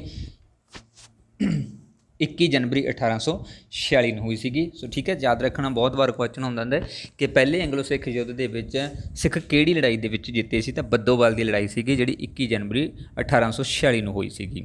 ਓਕੇ, ਨੈਕਸਟ ਆਉਂਦੀ ਹੈ ਅਲੀਵਾਲ ਦੀ ਲੜਾਈ। ਸੋ ਇਸ ਤੋਂ ਬਾਅਦ ਜਦੋਂ ਕਹਿ ਸਕਦੇ ਹੈਗੇ ਆ ਕਿ ਰਣਜੋਤ ਸਿੰਘ ਆਪਣੇ ਸੈਨਿਕਾਂ ਸਮੇਤ ਬੱਦੋਵਾਲ ਨੂੰ ਛੱਡ ਕੇ ਅਲੀਵਾਲ ਤੁਰ ਪੈਂਦਾ ਹੈ ਤਾਂ ਹੈਰੀ ਸਮਿਥ ਫਿਰ ਆਪਣੀ ਹਾਰ ਦਾ ਬਦਲਾ ਲੈਣ ਦੇ ਲਈ ਉਹਨਾਂ ਦੇ ਪਿੱਛੇ ਆਉਂਦਾ ਹੈਗਾ ਔਰ ਇਸ ਲੜਾਈ ਦੇ ਵਿੱਚ ਅਸੀਂ ਗੱਲ ਕਰੀਏ ਸ਼ੁਰੂਆਤ ਦੀ ਤਾਂ ਇਹ 28 ਜਨਵਰੀ 1846 ਨੂੰ ਸ਼ੁਰੂਆਤ ਹੁੰਦੀ ਹੈਗੀ ਆ ਅਤੇ ਰਣਜੋਤ ਸਿੰਘ ਅਤੇ ਹੈਰੀ ਸਮਿਥ ਅਤੇ ਬੈਰੀਗੇਡ ਦੇ ਵਿਚਕਾਰ ਇਹ ਲੜਾਈ ਹੁੰਦੀ ਹੈਗੀ। ਠੀਕ ਹੈ, ਇੱਕ ਸਾਈਡ ਜਿਹੜਾ ਕਹਿ ਸਕਦੇ ਰਣਜੋਤ ਸਿੰਘ ਹੁੰਦਾ ਅਤੇ ਦੂਸਰੀ ਸਾਈਡ ਦੇ ਵਿੱਚ ਹੈਰੀ ਸਮਿਥ ਅਤੇ ਬ੍ਰਿਗੇਡੀਅਰ ਵੀਰ ਜਿਹੜੇ ਸੀਗੇ ਉਹ ਸ਼ਾਮਲ ਹੋ ਕੇ ਜਿਹੜਾ ਹੈ ਨਾ ਇਸ ਲੜਾਈ ਦੇ ਵਿੱਚ ਆਪਣਾ ਆਪਣਾ ਯੋਗਦਾਨ ਪਾਉਂਦੇ ਹੈ ਅਤੇ ਇਹ ਲੜਾਈ ਬਹੁਤ ਜ਼ਿਆਦਾ ਭਿਆਨਕ ਰਹਿੰਦੀ ਹੈਗੀ ਆ। ਰਣਜੋਤ ਸਿੰਘ ਆਪਣੀ ਫੌਜ ਨੂੰ ਨੱਸਣ ਦੇ ਹੁਕਮ ਦੇ ਕੇ ਆਪ ਵੀ ਜਿਹੜਾ ਮੈਦਾਨ ਦੇ ਵਿੱਚੋਂ ਭੱਜ ਜਾਂਦਾ ਹੈ ਅਤੇ ਅਸੀਂ ਕਹਿ ਸਕਦੇ ਹਾਂ ਕਿ ਇਸ ਦੀ ਗਦਾਰੀ ਦੇ ਕਾਰਨ ਹੀ ਜਿਹੜਾ ਕਹਿ ਸਕਦੇ ਹਾਂ ਰਣਜੋਤ ਸਿੰਘ ਦੀ ਗਦਾਰੀ ਦੇ ਕਾਰਨ ਹੀ ਅਲੀਵਾਲ ਦੀ ਲੜਾਈ ਦੇ ਵਿੱਚ ਵੀ ਅੰਗਰੇਜ਼ ਜਿਹੜੇ ਨੇ ਉਹ ਜਿੱਤ ਜਾਂਦੇ ਹੈਗੇ ਨੇਗੇ। ਠੀਕ ਹੈ। ਸੋ ਨੈਕਸਟ ਆਉਂਦਾ ਹੈ ਸਭਰਾਓ ਦੀ ਲੜਾਈ। ਸਭਰਾਓ ਦੀ ਲੜਾਈ ਸਿੱਖਾਂ ਅਤੇ ਅੰਗਰੇਜ਼ਾਂ ਦੇ ਵਿਚਕਾਰ ਪਹਿਲੇ ਐਂਗਲੋ ਸਿੱਖ ਯੁੱਧ ਦੀ ਲਾਸਟ ਲੜਾਈ ਸੀਗੀ, ਆਖਰੀ ਲੜਾਈ ਸੀ ਜਾਂ ਅੰਤਲੀ ਜਿਹੜੀ ਲੜਾਈ ਸੀਗੀ। ਔਰ ਇਹ ਲੜਾਈ ਜਿਹੜੀ ਹੈ 10 ਫਰਵਰੀ 1846 ਨੂੰ ਹੁੰਦੀ ਹੈਗੀ ਆ ਅਤੇ ਇਸ ਦੇ ਵਿੱਚ ਸਿੱਖ ਸੈਨਿਕਾਂ ਦੀ ਗਿਣਤੀ ਜਿਹੜੀ ਹੈ ਉਹ 30,000 ਦੇ ਕਰੀਬ ਹੁੰਦੀ ਹੈ ਅਤੇ ਸਿੱਖ ਫੌਜ ਦੀ ਅਗਵਾਈ ਲਾਲ ਸਿੰਘ ਅਤੇ ਤੇਜਾ ਸਿੰਘ ਹੀ ਕਰਦੇ ਨੇ, ਜੋ ਕਿ ਇਹ ਪਹਿਲਾਂ ਤੋਂ ਹੀ ਜਾਣਦੇ ਸੀਗੇ ਕਿ ਅਸੀਂ ਜਿਹੜਾ ਹੈ ਸਿੱਖਾਂ ਨੂੰ ਹਰਾਉਣਾ ਹੀ ਹੈ ਔਰ ਅੰਗਰੇਜ਼ਾਂ ਨੂੰ ਜਿਤਾਉਣਾ ਹੈ, ਕਿਉਂਕਿ ਮਿਲੇ ਹੋਏ ਸੀ ਉਹਨਾਂ ਦੇ ਨਾਲ। ਇਸ ਤੋਂ ਇਲਾਵਾ ਅੰਗਰੇਜ਼ੀ ਫੌਜ ਦੀ ਜਿਹੜੀ ਕੁੱਲ ਗਿਣਤੀ ਸੀ ਇਸ ਦੇ ਵਿੱਚ ਉਹ 15,000 ਸੀ, ਜੋ ਕਿ ਬਹੁਤ ਘੱਟ ਸੀਗੀ ਸਿੱਖਾਂ ਦੇ ਮੁਕਾਬਲੇ ਅਤੇ ਸਿੱਖਾਂ ਲਈ ਤਾਂ ਠੀਕ ਹੈ ਇਸ ਤੋਂ ਦੁੱਗਣੀ ਵੀ ਹੁੰਦੀ ਤਦ ਵੀ ਕੋਈ ਨੁਕਸਾਨ ਨਹੀਂ ਸੀ, ਬਟ ਉਹਨਾਂ ਨੇ ਹੈ ਨਾ ਇਦੋਂ ਘੱਟ ਸੈਨਾ ਦੇ ਹੋਣ ਦੇ ਬਾਵਜੂਦ ਵੀ ਆਪਣੀ ਹਾਰ ਦਾ ਸਾਹਮਣਾ ਕਰਨਾ ਪਿਆ, ਕਾਰਨ ਲਾਲ ਸਿੰਘ ਅਤੇ ਤੇਜਾ ਸਿੰਘ ਦੀ ਗਦਾਰੀ ਦੇ ਕਾਰਨ। ਔਰ ਇਸੇ ਤਰ੍ਹਾਂ ਉੱਪਰ ਗੱਲ ਕਰੀਏ ਤਾਂ ਅੰਗਰੇਜ਼ੀ ਸੈਨਾ ਦੀ ਅਗਵਾਈ ਸੀਗੀ ਜਿਹੜੀ ਉਹ ਲਾਰਡ ਹਿਊਂਗਗਫ ਅਤੇ ਲਾਰਡ ਹਾਰਡਿੰਗ ਜਿਹੜਾ ਉਹ ਕਰ ਰਿਹਾ ਸੀ, ਜੋ ਕਿ ਇੱਕ ਪ੍ਰਸਿੱਧ ਸੈਨਾਪਤੀ ਸੀਗੇ। ਠੀਕ ਹੈ। ਤਾਂ ਸੁਭਾਵਿਕ ਸੀ ਕਿ ਉਹਨਾਂ ਦੇ ਕੋਲ ਹੈ ਨਾ ਜ਼ਿਆਦਾ ਤਜਰਬਾ ਸੀ ਇਹਨਾਂ ਦੇ ਨਾਲੋਂ। ਔਰ ਪਹਿਲਾਂ ਤੋਂ ਬਣਾਈ ਯੋਜਨਾ ਦੇ ਅਨੁਸਾਰ ਪਹਿਲਾਂ ਲਾਲ ਸਿੰਘ ਅਤੇ ਫਿਰ ਤੇਜਾ ਸਿੰਘ ਜਿਹੜੇ ਉਹ ਮੈਦਾਨ ਦੇ ਵਿੱਚੋਂ ਭੱਜ ਜਾਂਦੇ ਨੇ, ਜਿਹਦੇ ਕਾਰਨ ਕਰਕੇ ਇਸ ਲੜਾਈ ਦੇ ਵਿੱਚ ਵੀ ਜਿਹੜਾ ਸਿੱਖ ਉਹ ਹਾਰ ਜਾਂਦੇ ਹੈਗੇ ਨੇਗੇ। ਠੀਕ ਹੈ। ਸੋ ਅੰਗਰੇਜ਼ਾਂ ਨੇ ਇਹ ਵੇਖ ਕੇ ਤਿੰਨਾਂ ਪਾਸੋਂ ਤੋਂ ਸਿੱਖਾਂ ਨੂੰ ਜਿਹੜਾ ਨਾ ਆਪਣੇ ਅਧੀਨ ਕਰ ਲਿਆ, ਯਾਨੀ ਕਿ ਤਿੰਨਾਂ ਪਾਸੋਂ ਤੋਂ ਹਮਲਾ ਕਰ ਦਿੱਤਾ ਸੀਗਾ। ਔਰ ਜਦੋਂ ਲਾਲ ਸਿੰਘ ਅਤੇ ਤੇਜਾ ਸਿੰਘ ਜਿਹੜੇ ਭੱਜ ਜਾਂਦੇ ਨੇ ਤਾਂ ਸਾਰੇ ਸਿੱਖਾਂ ਦਾ ਜਿਹੜਾ ਮਨੋਬਲ ਉਹ ਟੁੱਟ ਜਾਂਦਾ ਹੈ। ਬਟ ਇਸੇ ਮੌਕੇ ਦੇ ਦੌਰਾਨ ਹੀ ਜਿਹੜਾ ਸਰਦਾਰ ਸਾਮ ਸਿੰਘ ਅਟਾਰੀਆਵਾਲ ਸੀ ਉਹ ਅੱਗੇ ਆਉਂਦਾ ਹੈ, ਅਗਵਾਈ ਕਰਦਾ ਹੈ ਅਤੇ ਜਿਹੜਾ ਲਲਕਾਰਿਆਂ ਦੇ ਨਾਲ ਅੱਗੇ ਵਧਣ ਦੇ ਲਈ ਕਹਿੰਦਾ ਹੈ ਸਿੱਖਾਂ ਨੂੰ ਅਤੇ ਕਹਿੰਦਾ ਹੈ ਖਾਲਸਾ ਜੀ ਸਿੱਖੀ ਨੂੰ ਵਟਾ ਨਾ ਲੱਗੇ, ਗੁਲਾਮੀ ਦੇ ਜੀਵਨ ਨਾਲੋਂ ਬਹਾਦਰਾਂ ਵਾਂਗ ਲੜ ਮਿਟਣਾ ਚੰਗਾ ਹੈ। ਤੇਗਾਂ ਧੂ ਲਵੋ ਅਤੇ ਪੈ ਜਾਓ ਵੈਰੀ ਉੱਤੇ, ਜਿੱਤੋ ਜਾਂ ਸ਼ਹੀਦ ਹੋ ਜਾਵੋ, ਇਹ ਨਾਅਰਾ ਦਿੰਦਾ ਹੈ, ਜਿਹਦੇ ਕਾਰਨ ਕਰਨੇ ਸਤਿ ਸ਼੍ਰੀ ਅਕਾਲ ਲਗਾਉਂਦੇ ਹੋਏ ਜਿਹੜੇ ਸਿੱਖ ਸੀ ਉਹ ਅੱਗੇ ਵੈਰੀਆਂ ਦੇ ਚਲੇ ਜਾਂਦੇ ਨੇ ਅਤੇ ਬਹੁਤ ਵੱਡੇ ਪੱਧਰ ਦੇ ਉੱਪਰ ਜਿਹੜਾ ਹੈ ਅੰਗਰੇਜ਼ਾਂ ਦਾ ਨੁਕਸਾਨ ਕਰ ਦੇਣਗੇ। ਬਟ ਅੰਤ ਦੇ ਵਿੱਚ ਜਦੋਂ ਸ਼ਾਮ ਸਿੰਘ ਅਟਾਰੀਵਾਲ ਇਸ ਯੁੱਧ ਦੇ ਵਿੱਚ ਸ਼ਹੀਦ ਹੋ ਜਾਂਦੇ ਨੇ ਤਾਂ ਇਸ ਸ਼ਹੀਦੀ ਦੇ ਕਾਰਨ ਜਿਹੜਾ ਹੈ ਸਿੱਖਾਂ ਦਾ ਮਨੋਬਲ ਜਿਹੜਾ ਟੁੱਟ ਜਾਂਦਾ ਹੈ ਅਤੇ ਅੰਤ ਦੇ ਵਿੱਚ ਜਿਹੜਾ ਕਹਿ ਸਕਦੇ ਹੈਗੇ ਆਗੇ 5 ਤੋਂ 7,000 ਸਿੱਖ ਸਤਲੁਜ ਦਰਿਆ ਦੇ ਵਿੱਚ ਜਿਹੜਾ ਡੁੱਬ ਕੇ ਮਰ ਜਾਂਦੇ ਹੈਗੇ ਨੇਗੇ। ਇਸ ਤੋਂ ਇਲਾਵਾ ਕੁਝ ਸ਼ਹੀਦ ਹੋ ਜਾਂਦੇ ਨੇ, ਜਿਹਦੇ ਕਾਰਨ ਕਰਕੇ ਸਿੱਖ ਸੈਨਿਕ ਜਿਹੜਾ ਉਹ ਬੜੀ ਬਹਾਦਰੀ ਦੇ ਨਾਲ ਲੜਦੇ ਹੋਏ ਵੀ ਅੰਤ ਦੇ ਵਿੱਚ ਇਸ ਲੜਾਈ ਦੇ ਵਿੱਚ ਹਾਰ ਜਾਂਦੇ ਨੇ ਅਤੇ ਅੰਗਰੇਜ਼ ਜਿਹੜੇ ਨੇ ਉਹ ਜਿੱਤ ਜਾਂਦੇ ਨੇ। ਬਟ ਇਸ ਲੜਾਈ ਦੇ ਜਿੱਤਣ ਤੋਂ ਬਾਅਦ ਵੀ ਜਿਹੜਾ ਕਹਿ ਸਕਦੇ ਹੈਗੇ ਹੈ ਨਾ ਅੰਗਰੇਜ਼ ਜਿਹੜੇ ਸੀ ਉਹ ਪੰਜਾਬ ਨੂੰ ਇਸ ਦੇ ਅਧੀਨ ਪੰਜਾਬ ਨੂੰ ਜਿਹੜਾ ਆਪਣੇ ਅਧੀਨ ਸ਼ਾਮਲ ਨਹੀਂ ਕਰਦੇ। ਔਰ ਇਸ ਤੋਂ ਇਲਾਵਾ ਸਿੱਖ ਜਿਹੜੇ ਇਸ ਦੇ ਵਿੱਚ ਹਾਰ ਕੇ ਵੀ ਆਪਣਾ ਮਨੋਬਲ ਜਿਹੜਾ ਉਹ ਟੁੱਟਣ ਨਹੀਂ ਦਿੰਦੇ, ਫਿਰ ਵੀ ਹੈ ਨਾ ਉਹ ਉਸ ਤਰੀਕੇ ਨਾਲ ਵਿਰੋਧ ਜਿਹੜਾ ਕਰਦੇ ਰਹਿੰਦੇ ਹੈਗੇ ਨੇ। ਤਾਂ ਨੈਕਸਟ ਆਉਂਦਾ ਹੈ ਕਿ ਸਿੱਖਾਂ ਦੀ ਜਿਹੜੀ ਆ ਉਹ ਹਾਰ ਕਿਉਂ ਹੋਈ ਸੀਗੀ। ਠੀਕ ਹੈ। ਸੋ ਸਿੱਖ ਬੜੀ ਬਹਾਦਰੀ ਦੇ ਨਾਲ ਬਹੁਤ ਕੁਛ ਉਹਨਾਂ ਨੇ ਕੀਤਾ ਹੈ ਨਾ, ਬਹੁਤ ਸਾਰੇ ਅੰਗਰੇਜ਼ ਸੈਨਿਕਾਂ ਨੂੰ ਮਾਰ ਦਿੱਤਾ, ਬਟ ਫਿਰ ਵੀ ਉਹਨਾਂ ਦੀ ਜਿਹੜੀ ਹਾਰ ਹੋਈ ਇਹਦਾ ਕਾਰਨ ਕੀ ਸੀਗਾ। ਸੋ 2-3 ਪ੍ਰਮੁੱਖ ਕਾਰਨ ਨੇਗੇ। ਸੋ ਪਹਿਲਾਂ ਤਾਂ ਇਹ ਸੀਗਾ ਕਿ ਲਾਲ ਸਿੰਘ ਅਤੇ ਤੇਜਾ ਸਿੰਘ ਹਮੇਸ਼ਾ ਹੀ ਗਰਦਾਰੀ ਕਰਦੇ ਆਏ, ਰਣਜੋਤ ਸਿੰਘ ਵੀ ਗਰਦਾਰੀ ਕਰ ਗਿਆ ਸੀਗਾ। ਸੋ ਹਰ ਵਾਰ ਜਿਹੜਾ ਜਦੋਂ ਜਿੱਤਣ ਵਾਲਾ ਹੁੰਦਾ ਸੀ ਤਾਂ ਇਹ ਤਿੰਨੋਂ ਵਿਅਕਤੀ ਸੀਗੇ ਜਿਹੜੇ ਮੁੱਖ ਸੈਨਾਪਤੀ ਹੋਣ ਦੇ ਨਾਂ ਦੇ ਉੱਪਰ ਮੈਦਾਨ ਦੇ ਵਿੱਚੋਂ ਭੱਜ ਜਾਂਦੇ ਸੀ, ਜਿਹਦੇ ਨਾਲ ਜਿਹੜਾ ਕਹਿ ਸਕਦੇ ਹਾਂ ਜਲਦੀ ਹੀ ਜਿੱਤ ਜਾਂਦੇ ਸੀਗੇ। ਲਾਲ ਸਿੰਘ ਪ੍ਰਧਾਨ ਮੰਤਰੀ ਦੇ ਅਹੁਦੇ 'ਤੇ ਨਿਯੁਕਤ ਸੀਗਾ ਅਤੇ ਤੇਜਾ ਸਿੰਘ ਮੁੱਖ ਸੈਨਾਪਤੀ ਦੇ ਵਜੋਂ ਕੰਮ ਕਰਦਾ ਸੀ, ਬਟ ਫਿਰ ਵੀ ਇਹਨਾਂ ਨੇ ਜਿਹੜਾ ਹੈ ਸਿੱਖਾਂ ਦੇ ਨਾਲ ਹਮੇਸ਼ਾ ਧੋਖਾ ਕੀਤਾ। ਇਸ ਤੋਂ ਇਲਾਵਾ ਇਹ ਦੋਨੇ ਵਿਅਕਤੀ ਜਿਹੜੇ ਆਪਣੇ ਸਵਾਰਥਾਂ ਦੇ ਨਾਲ ਜਿਹੜਾ ਕਹਿ ਸਕਦੇ ਹੈਗੇ ਆਗੇ ਸਵਾਰਥਾਂ ਦੇ ਲਈ ਅੰਗਰੇਜ਼ਾਂ ਦੇ ਨਾਲ ਮਿਲੇ ਹੋਏ ਸੀਗੇ, ਬਟ ਸਿੱਖਾਂ ਨੂੰ ਜਿਹੜਾ ਹੈ ਭੜਕਾਉਣ ਦਾ ਹੀ ਕੰਮ ਕਰਦੇ ਸੀਗੇ। ਇਸ ਤੋਂ ਇਲਾਵਾ ਸਿੱਖ ਫੌਜ ਦੇ ਵਿੱਚ ਜਿਹੜੇ ਯੂਰਪੀਅਨ ਅਫਸਰ ਭਰਤੀ ਕੀਤੇ ਹੋਏ ਸੀ ਉਹ ਅੰਦਰ ਖਾਤੇ ਜਿਹੜਾ ਅੰਗਰੇਜ਼ਾਂ ਦੇ ਨਾਲ ਮਿਲੇ ਹੋਏ ਸੀ, ਯਾਨੀ ਕਿ ਹਰ ਇੱਕ ਤਰ੍ਹਾਂ ਦੀ ਜਿਹੜੀ ਜਾਣਕਾਰੀ ਹੈ ਉਹ ਅੰਗਰੇਜ਼ਾਂ ਨੂੰ ਦਿੰਦੇ ਸੀਗੇ। ਇਸ ਤੋਂ ਇਲਾਵਾ ਅੰਗਰੇਜ਼ਾਂ ਦੇ ਸੈਨਾਪਤੀਆਂ ਨੂੰ ਲੜਾਈਆਂ ਦਾ ਬੜਾ ਤਜਰਬਾ ਸੀ, ਉਹ ਕਰ ਸਕਦੇ ਸੀ, ਬਟ ਸਿੱਖ ਉਸ ਦੇ ਮਾਮਲੇ ਦੇ ਵਿੱਚ ਜਿਹੜਾ ਉਹਨੇ ਮਜ਼ਬੂਤ ਨਹੀਂ ਸੀਗੇ। ਓਕੇ। ਸੋ ਨੈਕਸਟ ਹੁੰਦਾ ਹੈ ਕਿ ਯੁੱਧ ਦੇ ਜਿਹੜੇ ਸਿੱਟੇ ਨੇ ਉਹ ਕੀ ਨਿਕਲੇ, ਰਿਜ਼ਲਟ ਕੀ ਆਏ ਇਸ ਲੜਾਈ ਦੇ, ਕੀ ਕੁਛ ਇਸ ਦੌਰਾਨ ਜਿਹੜਾ ਵਾਪਰਿਆ। ਸੋ ਯੁੱਧ ਦੇ ਸਿੱਟੇ ਕੀ ਨਿਕਲੇ ਕਿ ਅੰਗਰੇਜ਼ ਜਿਹੜੇ ਨੇ ਅੰਗਰੇਜ਼ਾਂ ਅਤੇ ਸਿੱਖਾਂ ਦੇ ਵਿਚਕਾਰ ਹੋਏ ਪਹਿਲੇ ਸਿੱਖ ਐਂਗਲੋ ਯੁੱਧ ਦੇ ਵਿੱਚ ਅੰਗਰੇਜ਼ੀ ਸਰਕਾਰ ਜਿਹੜੀ ਹੈ ਉਹ ਜਿੱਤ ਜਾਂਦੀ ਹੈ ਅਤੇ ਸਿੱਖ ਲਾਹੌਰ ਸਰ ਦਰਬਾਰ ਜਿਹੜਾ ਉਹ ਹਾਰ ਜਾਂਦਾ ਹੈ। ਸੋ ਇਸ ਲੜਾਈ ਦੇ ਕਾਰਨ ਜਿਹੜਾ ਕਹਿ ਸਕਦੇ ਹਾਂ ਅੰਗਰੇਜ਼ੀ ਸਰਕਾਰ ਅਤੇ ਲਾਹੌਰ ਦਰਬਾਰ ਦੇ ਵਿਚਕਾਰ ਇੱਕ ਸੰਧੀ ਹੁੰਦੀ ਹੈ, ਜਿਹੜੀ ਕਿ 9 ਮਾਰਚ 1846 ਨੂੰ ਹੁੰਦੀ ਹੈ ਅਤੇ ਇਸ ਸੰਧੀ ਨੂੰ ਨਾਮ ਦਿੱਤਾ ਗਿਆ ਸੀ ਲਾਹੌਰ ਦੀ ਸੰਧੀ, ਜੋ ਕਿ 9 ਮਾਰਚ 1846 ਨੂੰ ਹੋਈ ਸੀਗੀ। ਔਰ ਪਹਿਲੇ ਐਂਗਲੋ ਸਿੱਖ ਯੁੱਧ ਦੇ ਅੰਤ ਦੇ ਵਿੱਚ ਯਾਨੀ ਕਿ ਜਿੱਤਣ ਤੋਂ ਬਾਅਦ ਇਹ ਟਰੀਟੀ ਹੋਈ ਸੀਗੀ। ਸੋ ਲਾਹੌਰ ਦੀ ਸੰਧੀ ਦੇ ਅਨੁਸਾਰ ਕੁਝ ਜਿਹੜੀਆਂ ਸ਼ਰਤਾਂ ਰੱਖੀਆਂ ਗਈਆਂ ਸੀ ਅੰਗਰੇਜ਼ਾਂ ਅਤੇ ਸਿੱਖਾਂ ਦੇ ਵਿਚਾਲੇ। ਸੋ ਇਸ ਦੀਆਂ ਕੁਝ ਪ੍ਰਮੁੱਖ ਸ਼ਰਤਾਂ ਜਿਹੜੀਆਂ ਇਸ ਦੇ ਵਿੱਚ ਜ਼ਿਕਰ ਨੇ। ਸੋ ਕਿਹੜੀਆਂ ਸੀ? ਸੋ ਪਹਿਲਾ ਤਾਂ ਸੀ ਕਿ ਅੰਗਰੇਜ਼ੀ ਸਰਕਾਰ ਤੇ ਮਹਾਰਾਜਾ ਦਲੀਪ ਸਿੰਘ ਅਤੇ ਉਸਦੇ ਉੱਤਰ ਅਧਿਕਾਰੀਆਂ ਵਿੱਚ ਸਦਾ ਸ਼ਾਂਤੀ ਤੇ ਮਿੱਤਰਤਾ ਜਿਹੜੀ ਹੈ ਉਹ ਬਣੀ ਰਹੇਗੀ, ਜਿਹੜੀ ਕਿ ਲਾਹੌਰ ਦੀ ਸੰਧੀ ਦੇ ਅਨੁਸਾਰ ਸੀ। ਦੂਸਰਾ ਸੀ ਕਿ ਲਾਹੌਰ ਦੇ ਮਹਾਰਾਜਾ ਨੇ ਆਪਣੇ ਅਤੇ ਆਪਣੇ ਉੱਤਰ ਅਧਿਕਾਰੀਆਂ ਦੇ ਵੱਲੋਂ ਸਤਲੁਜ ਦਰਿਆ ਦੇ ਦੱਖਣ ਵਿੱਚ ਸਥਿਤ ਸਭ ਪ੍ਰਦੇਸ਼ਾਂ ਤੋਂ ਹਮੇਸ਼ਾ ਲਈ ਆਪਣਾ ਅਧਿਕਾਰ ਜਿਹੜਾ ਉਹ ਛੱਡਣਾ ਸਵੀਕਾਰ ਕਰ ਲਿਆ ਸੀ। ਯਾਨੀ ਕਿ ਹੁਣ ਲਾਹੌਰ ਦੇ ਵਿੱਚੋਂ ਜਿਹੜਾ ਲਾਹੌਰ ਦੀ ਸਰਕਾਰ ਸੀ ਜਾਂ ਲਾਹੌਰ ਦਾ ਮਹਾਰਾਜਾ ਸੀ ਉਹ ਸਤਲੁਜ ਦਰਿਆ ਦੇ ਦੱਖਣ ਦੇ ਵਿੱਚ ਨਹੀਂ ਜਾ ਸਕਦਾ ਸੀ, ਕਿਉਂਕਿ ਉੱਥੇ ਅੰਗਰੇਜ਼ਾਂ ਦਾ ਸ਼ਾਸਨ ਹੋ ਚੁੱਕਿਆ ਸੀਗਾ। ਸੋ ਇਹ ਸਵੀਕਾਰ ਕਰ ਲਿਆ ਸੀ ਖੁਦ ਲਾਹੌਰ ਸਰਕਾਰ ਨੇ। ਇਸ ਤੋਂ ਇਲਾਵਾ ਮਹਾਰਾਜਾ ਨੇ ਸਤਲੁਜ ਤੇ ਬਿਆਸ ਦਰਿਆਵਾਂ ਦੇ ਵਿਚਕਾਰਲੇ ਸਾਰੇ ਮੈਦਾਨੀ ਅਤੇ ਪਹਾੜੀ ਇਲਾਕਿਆਂ ਅਤੇ ਕਿਲੇ ਅੰਗਰੇਜ਼ਾਂ ਦੇ ਹਵਾਲੇ ਕਰ ਦਿੱਤੇ ਸੀ। ਯਾਨੀ ਕਿ ਤਕਰੀਬਨ ਅੱਧਾ ਪੰਜਾਬ ਜਿਹੜਾ ਕਹਿ ਸਕਦੇ ਹੈਗੇ ਉਹ ਅੰਗਰੇਜ਼ਾਂ ਦੇ ਹਵਾਲੇ ਚਲੇ ਗਿਆ ਸੀ, ਬਟ ਪੂਰਾ ਨਹੀਂ ਸੀਗਾ ਇਸ ਦੇ ਵਿੱਚ ਆਇਆ। ਚੌਥਾ ਸੀ ਅੰਗਰੇਜ਼ਾਂ ਨੇ ਯੁੱਧ ਦੇ ਹਰਜਾਨੇ ਦੇ ਵਜੋਂ 1.5 ਕਰੋੜ ਰੁਪਏ ਦੀ ਭਾਰੀ ਰਕਮ ਜਿਹੜੀ ਹੈ ਉਹ ਮੰਗ ਕੀਤੀ ਸੀਗੀ ਸਿੱਖਾਂ ਤੋਂ। 1.5 ਕਰੋੜ ਰੁਪਇਆ ਜਿਹੜਾ ਹੈ ਉਹ ਮੰਗ ਕੀਤੀ ਸੀਗੀ ਲਾਹੌਰ ਸਰਕਾਰ ਤੋਂ ਅੰਗਰੇਜ਼ਾਂ ਨੇ ਹਰਜਾਨੇ ਦੇ ਵਜੋਂ, ਕਿਉਂਕਿ ਜਿਹੜਾ ਨੁਕਸਾਨ ਹੋਇਆ ਸੀ ਉਸ ਦੀ ਭਰਪਾਈ ਕਰਨਾ ਚਾਹੁੰਦੇ ਸੀ ਅੰਗਰੇਜ਼। ਇਸ ਤੋਂ ਇਲਾਵਾ ਪੰਜਵੀਂ ਸ਼ਰਤ ਸੀ ਕਿ ਲਾਹੌਰ ਰਾਜ ਦੀ ਫੌਜ ਘਟਾ ਕੇ ਪੈਦਲ ਸੈਨਾ ਦੀ ਗਿਣਤੀ 20,000 ਲਾਹੌਰ ਰਾਜ ਦੀ ਜਿਹੜੀ ਫੌਜ ਸੀ ਘਟਾ ਕੇ ਪੈਦਲ ਸੈਨਾ ਦੀ ਗਿਣਤੀ ਜਿਹੜੀ ਹੈ ਉਹ 20,000 ਘੋੜਸਵਾਰ ਸੈਨਾ ਦੀ ਗਿਣਤੀ ਕਰ ਦਿੱਤੀ ਸੀ। ਠੀਕ ਹੈ, ਜਾਣੀ ਕਿ ਪੈਦਲ ਸੈਨਾ ਸੀਗੀ ਜਿਹੜੀ ਉਹ 20,000 ਦੇ ਕਰੀਬ ਸੀ ਅਤੇ ਘੋੜਸਵਾਰ ਸੈਨਾ ਦੀ ਗਿਣਤੀ ਜਿਹੜੀ ਹੈ ਉਹ 12,000 ਨਿਸ਼ਚਿਤ ਕਰ ਦਿੱਤੀ ਸੀ। ਇਸ ਤੋਂ ਵੱਧ ਜਿਹੜੀ ਉਹ ਨਹੀਂ ਰੱਖ ਸਕਦੇ ਸੀ, ਜਿਹਦੇ ਕਾਰਨ ਸੁਭਾਵਿਕ ਜਿਹਾ ਸੀਗਾ ਕਿ ਅੰਗਰੇਜ਼ ਆਪਣੀ ਜਿਹੜੀ ਫੌਜ ਸੀ ਉਸ ਨੂੰ ਜ਼ਿਆਦਾ ਇੰਪਰੂਵਮੈਂਟ ਕਰਨਾ ਚਾਹੁੰਦੇ ਸੀ, ਜ਼ਿਆਦਾ ਵਧਾਉਣਾ ਚਾਹੁੰਦੇ ਸੀ ਅਤੇ ਸਿੱਖਾਂ ਨੂੰ ਕਮਜ਼ੋਰ ਕਰਕੇ ਉਹਦੇ ਉੱਪਰ ਆਪਣਾ ਦਬਦਬਾ ਬਣਾਉਣਾ ਚਾਹੁੰਦੇ ਸੀਗੇ। ਛੇਵੀਂ ਸੀਗੀ ਮਹਾਰਾਜਾ ਨੇ ਲਾਹੌਰ ਸਰਕਾਰ ਦੇ ਕੁਝ ਵਿਦਰੋਹੀ ਦਸਤਿਆਂ ਨੂੰ ਤੋੜ ਦੇਣ ਦਾ ਜਿਹੜਾ ਇਕਰਾਰ ਕੀਤਾ ਕਿ ਜਿਹੜੇ ਵਿਦਰੋਹ ਕਰਦੇ ਹੈਗੇ ਨੇ ਅੰਗਰੇਜ਼ਾਂ ਦਾ ਸੋ ਉਹਨਾਂ ਨੂੰ ਰੋਕ ਦਿੱਤਾ ਜਾਵੇਗਾ ਲਾਹੌਰ ਸਰਕਾਰ ਦੇ ਦੁਆਰਾ। ਸੇ ਵੀ ਜਿਹੜਾ ਕਹਿ ਸਕਦੇ ਇਕਰਾਰਨਾਮਾ ਹੁੰਦਾ ਹੈ, ਔਰ ਜਦੋਂ ਕਦੇ ਲੋੜ ਪਵੇ ਅੰਗਰੇਜ਼ੀ ਫੌਜ ਬਿਨਾਂ ਕਿਸੇ ਰੁਕਾਵਟ ਦੇ ਲਾਹੌਰ ਰਾਜ ਦੇ ਵਿੱਚ ਲੰਘ ਸਕਣਗੀਆਂ। ਮੀਨਜ਼ ਜੇਕਰ ਨੁਕਸਾਨ ਹੋਵੇਗਾ ਤਾਂ ਲਾਹੌਰ ਦਾ ਹੀ ਹੋਵੇਗਾ। ਸੋ ਵੀ ਇਸ ਦੇ ਦੌਰਾਨ ਵਾਪਰਿਆ, ਇਸ ਸੰਧੀ ਦੇ ਦੌਰਾਨ।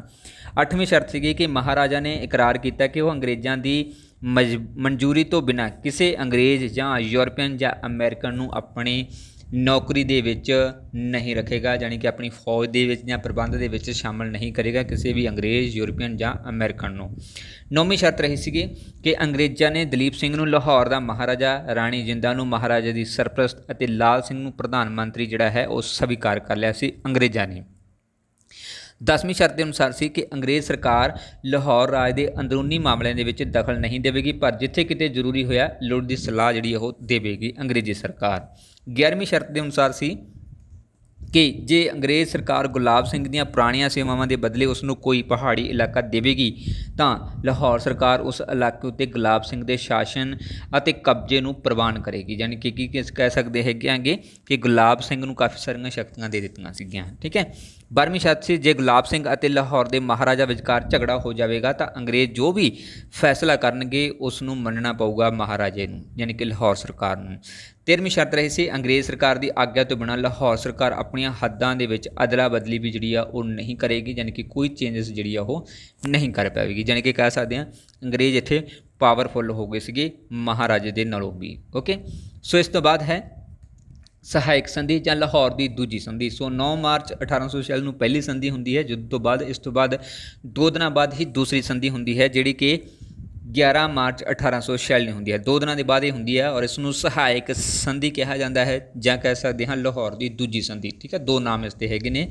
ਇਸ ਦੇ ਅਧੀਨ ਕੁਝ ਸ਼ਰਤਾਂ ਸੀ ਕਿ ਲਾਹੌਰ ਦੇ ਨਾਗਰਿਕਾਂ ਦੀ ਲੋੜੀਂਦੀ ਰੱਖਿਆ ਦੇ ਲਈ 1846 ਦੇ ਅੰਤ ਤੱਕ ਅੰਗਰੇਜ਼ਾਂ ਦੀ ਕਾਫੀ ਸੈਨਾ ਜਿਹੜੀ ਹੈ ਉਹ ਲਾਹੌਰ ਦੇ ਵਿੱਚ ਰਹੇਗੀ, ਯਾਨੀ ਕਿ ਲਾਹੌਰ ਦੇ ਜਿਹੜੇ ਨਾਗਰਿਕ ਨੇ, ਸਿਟੀਜ਼ਨ ਨੇ, ਉਹਨਾਂ ਦੀ ਸੁਰੱਖਿਆ ਜਿਹੜੀ ਹੈ ਉਹ ਅੰਗਰੇਜ਼ ਕਰਨਗੇ। ਕਾਰਨ ਇਹ ਸੀ ਕਿ ਉਹ ਆਪਣੀ ਸੈਨਾ ਜਦੋਂ ਐਸਟੈਬਲਿਸ਼ ਕਰ ਲੈਣਗੇ ਤਾਂ ਸੁਭਾਵਿਕ ਸੀ ਕਿ ਸਿੱਖ ਜਿਹੜੇ ਉਹ ਕਮਜ਼ੋਰ ਪੈ ਜਾਣੇ ਸੀਗੇ। ਦੂਸਰਾ ਸ਼ਰਤ ਸੀਗੀ 9 ਮਾਰਚ 1846 ਦੀ ਸੰਧੀ ਦੇ ਦੁਆਰਾ ਜੋ ਇਲਾਕੇ ਅੰਗਰੇਜ਼ਾਂ ਦੇ ਅਧੀਨ ਚਲੇ ਗਏ ਸਨ, ਅੰਗਰੇਜ਼ ਸਰਕਾਰ ਉਹਨਾਂ ਇਲਾਕਿਆਂ ਦੇ ਜਾਗੀਰਦਾਰਾਂ ਦੇ ਹੱਕਾਂ ਦਾ ਪੂਰਾ ਖਿਆਲ ਰੱਖੇਗੀ। ਸੋ ਵੀ ਇਸ ਦੇ ਵਿੱਚ ਸੀ। ਇਸ ਤੋਂ ਬਾਅਦ ਤੀਸਰੀ ਸ਼ਰਤ ਸੀਗੀ ਅੰਗਰੇਜ਼ਾਂ ਅਧੀਨ ਦਿੱਤੇ ਗਏ ਇਲਾਕਿਆਂ ਦੇ ਕਿਲਿਆਂ ਵਿੱਚੋਂ ਤੋਪਾਂ ਤੋਂ ਇਲਾਵਾ ਸਾਰਾ ਸਮਾਨ ਅਤੇ ਖਜ਼ਾਨਾ ਲਾਹੌਰ ਸਰਕਾਰ ਨੂੰ ਕੱਢ ਲਿਆਉਣ ਦੀ ਆਗਿਆ ਦੇਵੇਗੀ। ਮੀਨਜ਼ ਜੋ ਵੀ ਕਿਲਿਆਂ ਦੇ ਵਿੱਚ ਜਾਂ ਕਿਤੇ ਵੀ ਕੁਛ ਪਿਆ ਹੈ ਤਾਂ ਉੱਥੋਂ ਜਿਹੜੇ ਲਾਹੌਰ ਸਰਕਾਰ ਦਾ ਸਮਾਨ ਸੀ ਉਹ ਲਿਆ ਸਕਦੇ ਸੀ, ਉਹਨਾਂ ਦੇ ਉੱਪਰ ਕੋਈ ਪਾਬੰਦੀ ਉਹਨਾਂ ਨੇ ਨਹੀਂ ਲਗਾਈ ਸੀਗੀ। ਇਸ ਤੋਂ ਇਲਾਵਾ ਚੌਥੀ ਸ਼ਰਤ ਸੀਗੀ ਕਿ ਲਾਹੌਰ ਦਾ ਕਿਲਾ ਸ਼ਹਿਰ ਪੂਰੀ ਤਰ੍ਹਾਂ ਅੰਗਰੇਜ਼ੀ ਫੌਜ ਦੇ ਅਧਿਕਾਰ ਦੇ ਵਿੱਚ ਰਹੇਗਾ, ਯਾਨੀ ਕਿ ਅੰਗਰੇਜ਼ ਹੀ ਇੱਥੇ ਆ ਚੁੱਕੇ ਸੀਗੇ ਪੂਰੇ ਦੇ ਪੂਰੇ ਹਨ। ਔਰ ਲਾਹੌਰ ਸਰਕਾਰ ਸੈਨਿਕਾਂ ਦੀ ਰਿਹਾਇਸ਼ ਦਾ ਪ੍ਰਬੰਧ ਕਰੇਗੀ ਅਤੇ ਉਹਨਾਂ ਦਾ ਸਾਰਾ ਸੈਨਿਕ ਖਰਚਾ ਵੀ ਪ੍ਰੋਵਾਈਡ ਕਰੇਗੀ। ਸੈਨਾ ਅੰਗਰੇਜ਼ਾਂ ਦੀ ਬਟ ਖਰਚਾ ਦੇਵੇਗੀ ਲਾਹੌਰ ਸਰਕਾਰ, ਸੋ ਇਹ ਜ਼ਿੰਮੇਵਾਰੀ ਉਹਨਾਂ ਦੇ ਉੱਪਰ ਸੌਂਪੀ ਗਈ। ਇਸ ਤੋਂ ਇਲਾਵਾ ਪੰਜਵੀਂ ਸ਼ਰਤ ਹੈ ਜਿਸ ਦੇ ਵਿੱਚ ਦੋਵੇਂ ਸਰਕਾਰਾਂ ਆਪਣੀਆਂ ਹੱਦਾਂ ਮੁਕਰਰ ਕਰਨ ਲਈ ਛੇਤੀ ਹੀ ਆਪਣਾ ਕਮਿਸ਼ਨਰ ਜਿਹੜਾ ਹੈ ਉਹ ਨਿਯੁਕਤ ਕਰਨੀਆਂ, ਤਾਂ ਕਿ ਦੋਨਾਂ ਦੀਆਂ ਸਰਹੱਦਾਂ ਨੂੰ ਜਿਹੜਾ ਸਹੀ ਤਰੀਕੇ ਨਾਲ ਨਿਯੁਕਤ ਕੀਤਾ ਜਾ ਸਕੇ, ਬਣਾਇਆ ਰੱਖਿਆ ਜਾ ਸਕੇ। ਸੋ ਇਸ ਤੋਂ ਬਾਅਦ ਹੁੰਦੀ ਹੈ ਭੈਰੋਵਾਲ ਦੀ ਸੰਧੀ। ਸੋ ਅੰਗਰੇਜ਼ੀ ਸਰਕਾਰ ਅਤੇ ਲਾਹੌਰ ਦਰਬਾਰ ਦੇ ਨਾਲ 16 ਦਸੰਬਰ 1846 ਨੂੰ ਇੱਕ ਫਿਰ ਨਵੀਂ ਸੰਧੀ ਹੁੰਦੀ ਹੈਗੀ। ਸੋ ਇਸ ਨੂੰ ਭੈਰੋਵਾਲ ਦੀ ਜਿਹੜੀ ਸੰਧੀ ਕਿਹਾ ਜਾਂਦਾ ਹੈ। ਸੋ ਇਹ ਸੰਧੀ ਦੇ ਅਧੀਨ ਕੁਝ ਸ਼ਰਤਾਂ ਸੀਗੀਆਂ, ਠੀਕ ਹੈ, ਜਿਸ ਦੇ ਵਿੱਚ ਪ੍ਰਮੁੱਖ ਰਹੀ ਹੈਗੀ ਹੈ ਪਹਿਲੀ ਸ਼ਰਤ ਕਿ ਅੰਗਰੇਜ਼ੀ ਸਰਕਾਰ ਲਾਹੌਰ ਸਰਕਾਰ ਦੇ ਸਾਰੇ ਵਿਭਾਗਾਂ ਦੀ ਦੇਖਭਾਲ ਲਈ ਇੱਕ ਬ੍ਰਿਟਿਸ਼ ਰੈਜ਼ੀਡੈਂਸੀ ਜਿਹੜਾ ਸੀ ਉਸ ਨੂੰ ਨਿਯੁਕਤ ਕਰੇਗੀ, ਯਾਨੀ ਕਿ ਲਾਹੌਰ ਸਰਕਾਰ ਦੇ ਸਾਰੇ ਕੰਮ ਸੀ ਜਿਹੜੇ ਹੁਣ ਉਹ ਅੰਗਰੇਜ਼ਾਂ ਦੇ ਅਧੀਨ ਚਲੇ ਗਏ ਸੀ। ਇਸ ਤੋਂ ਇਲਾਵਾ ਦੂਸਰੀ ਸ਼ਰਤ ਸੀਗੀ ਕਿ ਜਦ ਤੱਕ ਮਹਾਰਾਜਾ ਦਲੀਪ ਸਿੰਘ ਨਾਬਾਲਗ ਰਹੇਗਾ, ਭਾਵ ਸਤੰਬਰ 1854 ਤੱਕ ਰਾਜ ਦਾ ਸ਼ਾਸਨ ਪ੍ਰਬੰਧ 8 ਸਰਦਾਰਾਂ ਦੀ ਇੱਕ ਕਾਉਂਸਲ ਆਫ ਰੀਜੈਂਸੀ ਦੇ ਦੁਆਰਾ ਚਲਾਇਆ ਜਾਵੇਗਾ, ਜੋ ਕਿ 8 ਸਰਦਾਰਾਂ ਦਾ ਬਣਿਆ ਹੋਇਆ ਸੀ। ਤੀਸਰੀ ਸ਼ਰਤ ਸੀ ਕੌਂਸਲ ਆਫ ਰੀਜੈਂਸੀ ਨੂੰ ਪ੍ਰਸ਼ਾਸਨ ਸੰਬੰਧੀ ਸਾਰਾ ਕੰਮਕਾਰ ਬ੍ਰਿਟਿਸ਼ ਰੈਜ਼ੀਡੈਂਸ ਦੀ ਸਲਾਹ ਦੇ ਅਨੁਸਾਰ ਕਰਨਾ ਪਵੇਗਾ, ਯਾਨੀ ਕਿ ਜੋ ਅੰਗਰੇਜ਼ ਕਹਿਣਗੇ ਉੱਦਾਂ ਹੀ ਉਹਨਾਂ ਨੂੰ ਕਰਨਾ ਪਊਗਾ। ਚੌਥੀ ਸ਼ਰਤ ਸੀ ਮਹਾਰਾਣੀ ਜਿੰਦਾਂ ਨੂੰ ਰਾਜ ਪ੍ਰਬੰਧ ਤੋਂ ਵੱਖ ਕਰ ਦਿੱਤਾ ਗਿਆ ਅਤੇ ਇਹ ਫੈਸਲਾ ਹੋਇਆ ਕਿ ਉਸ ਨੂੰ 1 ਲੱਖ ਰੁਪਏ ਸਾਲਾਨਾ ਪੈਨਸ਼ਨ ਜਿਹੜੀ ਆ ਉਹ ਮਿਲਦੀ ਰਹੇਗੀ, ਯਾਨੀ ਕਿ ਰਾਜ ਪ੍ਰਬੰਧ ਤੋਂ ਵੱਖ ਕਰ ਦਿੱਤਾ ਗਿਆ, ਸ਼ਕਤੀ ਘੱਟ ਗਈ ਉਹਦੀ, ਬਟ ਉਹਨੂੰ ਪੈਨਸ਼ਨ ਜਿਹੜੀ ਹੈ ਉਹ ਦੇਣੀ ਸ਼ੁਰੂ ਕਰ ਦਿੱਤੀ। ਸੋ ਪੰਜਵੀਂ ਸ਼ਰਤ ਸੀਗੀ ਕਿ ਮਹਾਰਾਜਾ ਦੀ ਰੱਖਿਆ ਕਰਨ ਅਤੇ ਦੇਸ਼ ਦੇ ਵਿੱਚ ਸ਼ਾਂਤੀ ਕਾਇਮ ਰੱਖਣ ਲਈ ਇੱਕ ਬ੍ਰਿਟਿਸ਼ ਸੈਨਾ ਲਾਹੌਰ ਰੱਖੀ ਜਾਵੇਗੀ, ਠੀਕ ਹੈ, ਲਾਹੌਰ ਵਿਖੇ ਰੱਖੀ ਜਾਵੇਗੀ, ਜਿਹਦਾ ਸਿੱਧਾ ਅਰਥ ਸੀਗਾ ਕਿ ਅਸੀਂ ਲਾਹੌਰ ਨੂੰ ਘੇਰ ਲੈਣਾ ਹੈ ਪਹਿਲਾਂ, ਠੀਕ ਹੈ, ਉਸ ਤੋਂ ਬਾਅਦ ਉਹਦੇ ਉੱਪਰ ਆਪਣਾ ਕਬਜ਼ਾ ਕਰਨਾ ਹੈ। ਸੋ ਇੱਕ ਚਾਲ ਸੀਗੀ ਆਪਣੀ, ਹੈ ਨਾ, ਕਹਿ ਸਕਦੇ ਹਾਂ। ਨੈਕਸਟ ਹੈ ਜੇ ਗਵਰਨਰ ਜਨਰਲ ਰਾਜਧਾਨੀ ਦੀ ਰੱਖਿਆ ਲਈ ਜਾਂ ਦੇਸ਼ ਦੇ ਵਿੱਚ ਸ਼ਾਂਤੀ ਸਥਾਪਿਤ ਕਰਨ ਲਈ ਜ਼ਰੂਰੀ ਸਮਝੇ ਤਾਂ ਉਸ ਦੇ ਹੁਕਮਾਂ ਅਨੁਸਾਰ ਬ੍ਰਿਟਿਸ਼ ਸੈਨਿਕ ਲਾਹੌਰ ਰਾਜ ਦੇ ਕਿਸੇ ਵੀ ਕਿਲੇ ਜਾਂ ਸੈਨਿਕ ਛਾਉਣੀ ਉੱਤੇ ਕਬਜ਼ਾ ਕਰ ਸਕਣਗੇ ਜੇ ਬ੍ਰਿਟਿਸ਼ ਸੈਨਿਕ ਜਾਂ ਬ੍ਰਿਟਿਸ਼ ਸਰਕਾਰ ਚਾਹੇ ਤਦ, ਠੀਕ ਹੈ, ਯਾਨੀ ਕਿ ਕਹਿ ਸਕਦੇ ਹੈਗੇ ਪੂਰੀ ਦੀ ਪੂਰੀ ਸ਼ਕਤੀ ਉਹਨਾਂ ਦੇ ਅਧੀਨ ਆ ਚੁੱਕੀ ਸੀ। ਬ੍ਰਿਟਿਸ਼ ਸੈਨਾ ਸੀ ਜਿਹੜੀ ਬ੍ਰਿਟਿਸ਼ ਸੈਨਾ ਦੇ ਖਰਚ ਲਈ ਲਾਹੌਰ ਰਾਜ ਬ੍ਰਿਟਿਸ਼ ਸਰਕਾਰ ਨੂੰ 22 ਲੱਖ ਰੁਪਏ ਹਰ ਸਾਲ ਦੇਵੇਗਾ, ਯਾਨੀ ਕਿ ਸੈਨਾ ਦਾ ਖਰਚਾ ਸਾਰਾ ਲਾਹੌਰ ਦਰਬਾਰ ਤੋਂ ਲਿਆ ਸੀ, ਉਹ ਫ੍ਰੀ ਦੇ ਵਿੱਚ ਜਿਹੜਾ ਆਪਣਾ ਜ਼ਿੰਦਗੀ ਜਿਉਂਦੇ ਸੀਗੇ। 8ਵਾਂ ਸੀਗਾ ਕਿ ਇਸ ਸੰਧੀ ਦੀਆਂ ਸ਼ਰਤਾਂ ਮਹਾਰਾਜਾ ਦਲੀਪ ਸਿੰਘ ਦੇ ਨਾਬਾਲਗ ਹੋਣ ਤੱਕ ਅਰਥਾਤ 4 ਸਤੰਬਰ 1854 ਤੱਕ ਜਿਹੜੀਆਂ ਲਾਗੂ ਰਹਿਣਗੀਆਂ, ਯਾਨੀ ਕਿ ਦਲੀਪ ਸਿੰਘ ਤੱਕ ਦੇ ਸ਼ਾਸਨ ਤੱਕ ਇਹ ਬਣੀਆਂ ਰਹਿਣਗੀਆਂ। ਓਕੇ, ਸੋ ਇਹ ਭੈਰੋਵਾਲ ਦੀ ਸੰਧੀ ਦੀਆਂ ਕੁਝ ਸ਼ਰਤਾਂ ਸੀਗੀਆਂ। ਇਸ ਤੋਂ ਗੱਲ ਆਉਂਦੀ ਹੈ ਕਿ ਪੰਜਾਬ ਨੂੰ ਉਹਨਾਂ ਨੇ ਅੰਗਰੇਜ਼ੀ ਸਾਮਰਾਜ ਦੇ ਵਿੱਚ ਸ਼ਾਮਲ ਕਿਉਂ ਨਹੀਂ ਕੀਤਾ, ਠੀਕ ਹੈ। ਸੋ ਸ਼ਾਮਲ ਨਾ ਕਰਨ ਦੇ ਪਿੱਛੇ ਕਾਫੀ ਸਾਰੇ ਜਿਹੜੇ ਫੈਕਟਰ ਰਹੇ ਸੀ, ਜਿਹਦੇ ਕਾਰਨ ਕਰਕੇ ਹੈ ਨਾ ਕਹਿ ਸਕਦੇ ਹੈਗੇ ਆਂਗੇ ਕਿ ਉਹਨਾਂ ਨੇ ਪਹਿਲੀ ਵਾਰ ਜਿਹੜਾ ਹੈ ਨਾ, ਯਾਨੀ ਕਿ ਪਹਿਲੇ ਐਂਗਲੋ ਸਿੱਖ ਯੁੱਧ ਦੇ ਦੌਰਾਨ ਹੀ ਜਿਹੜਾ ਕਹਿ ਸਕਦੇ ਹੈਗੇ ਆਂਗੇ ਪੰਜਾਬ ਨੂੰ ਆਪਣੇ ਅਧੀਨ ਨਹੀਂ ਕੀਤਾ, ਕਿਉਂਕਿ ਹੌਲੀ ਹੌਲੀ ਉਸ ਦੇ ਉੱਪਰ ਆਪਣੇ ਉਹ ਪੈਰ ਜਮਾਉਣਾ ਚਾਹੁੰਦੇ ਸੀ, ਉਸ ਤੋਂ ਬਾਅਦ ਹੀ ਜਿਹੜਾ ਉਸ ਨੂੰ ਆਪਣੇ ਅਧੀਨ ਕਰਨਾ ਚਾਹੁੰਦੇ ਸੀਗੇ, ਠੀਕ ਹੈ। ਸੋ ਅਸੀਂ ਪੂਰਾ ਚੈਪਟਰ ਜਿਸ ਦੇ ਵਿੱਚ ਆਪਾਂ ਸਮਝਿਆ ਕਿ ਪਹਿਲਾ ਐਂਗਲੋ ਸਿੱਖ ਯੁੱਧ ਕਦੋਂ ਹੋਇਆ, ਕਾਰਨ ਕੀ ਰਿਹਾ ਉਸਦੇ, ਹੈ ਨਾ, ਕਿਹੜੀਆਂ ਘਟਨਾਵਾਂ ਵਾਪਰੀਆਂ, ਕਿਹੜੀਆਂ ਪ੍ਰਮੁੱਖ ਲੜਾਈਆਂ ਹੋਈਆਂ, ਕਦੋਂ ਜਿੱਤੇ ਕਦੋਂ ਹਾਰੇ, ਹੈ ਨਾ, ਸੋ ਸਭ ਕੁਛ ਇਸ ਦੇ ਵਿੱਚ ਸੀਗਾ। ਇਸ ਤੋਂ ਇਲਾਵਾ ਕੁਛ 14 ਕੁ ਕੁਐਸਚਨ ਜਿਹੜੇ ਨੇ MCQ ਵਾਸਤੇ ਤੁਹਾਡੇ ਲਈ, ਹੈ ਨਾ, ਪ੍ਰੈਕਟਿਸ ਵਾਸਤੇ ਇਸ ਦੇ ਵਿੱਚ ਐਡ ਕੀਤੇ ਨੇ, ਜੋ ਤੁਹਾਨੂੰ ਕਾਫੀ ਹੈਲਪਫੁਲ ਰਹਿਣਗੇ, ਜੋ ਕਿ ਪਿਛਲੇ ਪੇਪਰਾਂ ਦੇ ਵਿੱਚ ਆਏ ਹੋਏ ਨੇ, ਸੋ ਉੱਥੋਂ ਕਲੈਕਟ ਕੀਤੇ ਹੋਏ ਨੇ। ਸੋ ਉਮੀਦ ਕਰਦਾ ਹਾਂ ਕਿ ਵੀ ਤੁਹਾਨੂੰ ਅੱਛੇ ਲੱਗਣਗੇ। ਤਾਂ ਸ਼ੁਰੂਆਤ ਕਰਦੇ ਹਾਂ ਫਸਟ ਕੁਐਸਚਨ ਦੀ। ਸੋ ਪਹਿਲਾ ਕੁਐਸਚਨ ਹੁੰਦਾ ਹੈ ਪਹਿਲਾ ਐਂਗਲੋ ਸਿੱਖ ਯੁੱਧ ਕਦੋਂ ਹੋਇਆ। ਸੋ ਆਪਸ਼ਨ 1 ਹੈ 11 ਸਤੰਬਰ 1845 ਤੋਂ ਲੈ ਕੇ 9 ਮਾਰਚ 1846 ਤੱਕ। ਆਪਸ਼ਨ 2 ਹੈ 10 ਸਤੰਬਰ 1845 ਤੋਂ ਲੈ ਕੇ 15 ਮਾਰਚ 1846 ਤੱਕ। ਆਪਸ਼ਨ 3 ਹੈ 2 ਦਸੰਬਰ 1845 ਤੋਂ ਲੈ ਕੇ 20 ਮਾਰਚ 1846 ਅਤੇ ਆਪਸ਼ਨ 4 ਹੈ 17 ਸਤੰਬਰ 1846 ਤੋਂ ਲੈ ਕੇ 19 ਮਾਰਚ 1846 ਤੱਕ। ਸੋ ਪਹਿਲਾ ਐਂਗਲੋ ਸਿੱਖ ਯੁੱਧ ਦੀ ਜਿਹੜੀ ਘੋਸ਼ਣਾ ਕੀਤੀ ਜਾਂਦੀ ਹੈ ਆਪਾਂ ਪੜ੍ਹਿਆ ਸੀ, ਉਹ 11 ਸਤੰਬਰ 1845 ਤੋਂ ਸ਼ੁਰੂਆਤ ਹੁੰਦੀ ਹੈ ਅਤੇ 9 ਮਾਰਚ 1846 ਤੱਕ ਲਾਹੌਰ ਦੀ ਸੰਧੀ ਤੱਕ ਦਾ ਜਿਹੜਾ ਲਾਸਟ ਪੀਰੀਅਡ ਹੈ ਉੱਥੋਂ ਤੱਕ ਚੱਲਦਾ ਹੈ। ਇਸ ਦਿਨ ਜਿਹੜਾ ਉਹ ਜਿੱਤ ਜਾਂਦੇ ਨੇ ਅਤੇ ਲਾਹੌਰ ਦੀ ਸੰਧੀ ਕਰਦੇ ਹੈਗੇ ਨੇ ਮਹਾਰਾਜਾ ਰਣਜੀਤ ਸਿੰਘ ਦੇ ਨਾਲ, ਠੀਕ ਹੈ, ਯਾਨੀ ਮਹਾਰਾਜਾ ਜਾਂ ਲਾਹੌਰ ਦੀ ਫੌਜ ਦੇ ਸਰਕਾਰ ਨਾਲ। ਤਾਂ ਜੇ ਗੱਲ ਕਰ ਕੁਐਸਚਨ ਬਹੁਤਾ ਨਹੀਂ ਹੋਊਗਾ, ਹੋ ਸਕਦਾ ਹੈ ਕਿ ਤੁਹਾਨੂੰ ਇੱਕੋ ਆ ਜਾਵੇ, ਹੈ ਨਾ, ਤਾਂ 11 ਸਤੰਬਰ 1845 ਇਸ ਦਾ ਰਾਈਟ ਆਨਸਰ ਹੋਊਗਾ, ਧਿਆਨ ਰੱਖੇ, ਠੀਕ ਹੈ। ਨੈਕਸਟ ਹੈ 2 number question, governor general Lord Hardinge ਨੇ ਸਿੱਖਾਂ ਨਾਲ ਯੁੱਧ ਦੀ ਘੋਸ਼ਣਾ ਕਦੋਂ ਕੀਤੀ। ਸੋ ਆਪਸ਼ਨ 1 ਹੈ 14 ਦਸੰਬਰ 1845, ਆਪਸ਼ਨ 2 ਹੈ 13 ਦਸੰਬਰ 1845, ਆਪਸ਼ਨ 3 ਹੈ 17 ਨਵੰਬਰ 1845 ਅਤੇ ਆਪਸ਼ਨ 4 ਹੈ 19 ਜਨਵਰੀ 1845। ਸੋ ਲਾਰਡ ਹਾਰਡਿੰਗ ਨੇ ਸਿੱਖਾਂ ਦੇ ਨਾਲ ਯੁੱਧ ਦੀ ਘੋਸ਼ਣਾ ਕੀਤੀ ਸੀ 13 ਦਸੰਬਰ 1845। ਸੋ ਇਸ ਦਿਨ ਤੋਂ ਜਿਹੜਾ ਹੈ ਨਾ ਯੁੱਧ ਸ਼ੁਰੂ ਹੋ ਜਾਂਦਾ ਹੈਗਾ ਸਿੱਖਾਂ ਦੇ ਨਾਲ। ਨੈਕਸਟ ਹੈ 3 ਨੰਬਰ, ਲਾਲ ਸਿੰਘ ਤੇ ਤੇਜਾ ਸਿੰਘ ਦੀ ਅਗਵਾਈ ਅਧੀਨ ਕਿੰਨੇ ਸਿੱਖ ਸੈਨਿਕਾਂ ਨੇ ਜਿਹੜਾ ਹੈ ਅੰਗਰੇਜ਼ਾਂ ਦਾ ਵਿਰੋਧ ਕੀਤਾ, ਜਾਣੀ ਕਿ ਯੁੱਧ ਦੇ ਵਿੱਚ ਗਏ। ਸੋ ਆਪਸ਼ਨ 1 ਹੈ 7500, ਆਪਸ਼ਨ 2 ਹੈ 4500, ਆਪਸ਼ਨ 3 ਹੈ 50000 ਅਤੇ ਆਪਸ਼ਨ 4 ਹੈ 13000। ਲਾਲ ਸਿੰਘ ਤੇ ਤੇਜਾ ਸਿੰਘ ਦੀ ਅਗਵਾਈ ਦੇ ਅਧੀਨ ਇਹਨਾਂ ਦੇ ਵਿੱਚੋਂ 50000 ਸੈਨਿਕ ਸੀਗੇ ਜਿਹੜੇ ਉਹ ਗਏ ਸੀਗੇ ਐਂਗਲੋ ਸਿੱਖ ਵਾਰ ਦੇ ਵਿੱਚ ਸ਼ਾਮਲ ਹੋਣ ਲਈ। ਨੈਕਸਟ ਹੈ ਚੌਥਾ, ਸਿੱਖਾਂ ਤੇ ਅੰਗਰੇਜ਼ਾਂ ਵਿਚਕਾਰੇ ਮੁਦਕੀ ਦੀ ਲੜਾਈ ਜਿਹੜੀ ਹੈ ਉਹ ਕਦੋਂ ਹੋਈ। ਸੋ ਆਪਸ਼ਨ 1 ਹੈ 18 ਦਸੰਬਰ 1845, ਆਪਸ਼ਨ 2 ਹੈ 20 ਅਕਤੂਬਰ 1845, ਆਪਸ਼ਨ 3 ਹੈ 15 ਮਾਰਚ 1845 ਅਤੇ ਆਪਸ਼ਨ 4 ਹੈ 15 ਜਨਵਰੀ 1845। ਸਿੱਖਾਂ ਅਤੇ ਅੰਗਰੇਜ਼ਾਂ ਦੇ ਵਿਚਾਲੇ ਮੁਦਕੀ ਦੀ ਜੋ ਕਿ ਪਹਿਲੇ ਐਂਗਲੋ ਸਿੱਖ ਯੁੱਧ ਦੀ ਪਹਿਲੀ ਲੜਾਈ ਸੀਗੀ, ਸੋ ਇਹ ਹੁੰਦੀ ਹੈਗੀ 18 ਦਸੰਬਰ 1845 ਨੂੰ, ਜਿਸ ਦੇ ਵਿੱਚ ਅੰਗਰੇਜ਼ ਜਿਹੜੇ ਨੇ ਉਹ ਜੇਤੂ ਰਹਿੰਦੇ ਹੈਗੇ ਨੇ ਲਾਲ ਸਿੰਘ ਦੀ ਗਦਾਰੀ ਦੇ ਕਾਰਨ। ਨੈਕਸਟ ਹੈ ਮੁਦਕੀ ਦੀ ਲੜਾਈ ਦੇ ਵਿੱਚ ਅੰਗਰੇਜ਼ੀ ਫੌਜ ਦੀ ਅਗਵਾਈ ਕੌਣ ਕਰ ਰਿਹਾ ਸੀ। ਸੋ ਆਪਸ਼ਨ 1 ਹੈ ਲਾਰਡ ਹਿਊ ਗਫ, ਆਪਸ਼ਨ 2 ਹੈ ਜਾਨ ਲਿਟਰਲ, ਆਪਸ਼ਨ 3 ਹੈ ਲਾਰਡ ਹਾਰਡਿੰਗ ਅਤੇ ਆਪਸ਼ਨ 4 ਹੈ ਉਪਰੋਕਤ ਸਾਰੇ ਹੀ। ਤਾਂ ਮੁਦਕੀ ਦੀ ਲੜਾਈ ਦੇ ਵਿੱਚ ਅੰਗਰੇਜ਼ਾਂ ਦੀ ਅਗਵਾਈ ਕਰ ਰਿਹਾ ਸੀ ਲਾਰਡ ਹਿਊ ਗਫ, ਜੋ ਕਿ ਕਾਫੀ ਤਜਰਬੇਕਾਰ ਜਿਹੜਾ ਸੈਨਾਪਤੀ ਸੀਗਾ। ਨੈਕਸਟ ਹੈ 6 ਨੰਬਰ, ਮੁਦਕੀ ਦੀ ਲੜਾਈ ਦੇ ਵਿੱਚ ਕਿਸ ਦੀ ਜਿੱਤ ਹੋਈ ਸੀ। ਸੋ ਆਪਸ਼ਨ 1 ਹੈ ਸਿੱਖਾਂ ਦੀ, ਆਪਸ਼ਨ 2 ਹੈ ਅੰਗਰੇਜ਼ਾਂ ਦੀ, ਆਪਸ਼ਨ 3 ਹੈ ਮੁਗਲਾਂ ਦੀ ਅਤੇ ਆਪਸ਼ਨ 4 ਹੈ ਕੋਈ ਨਹੀਂ ਜਿੱਤਿਆ ਸੀ।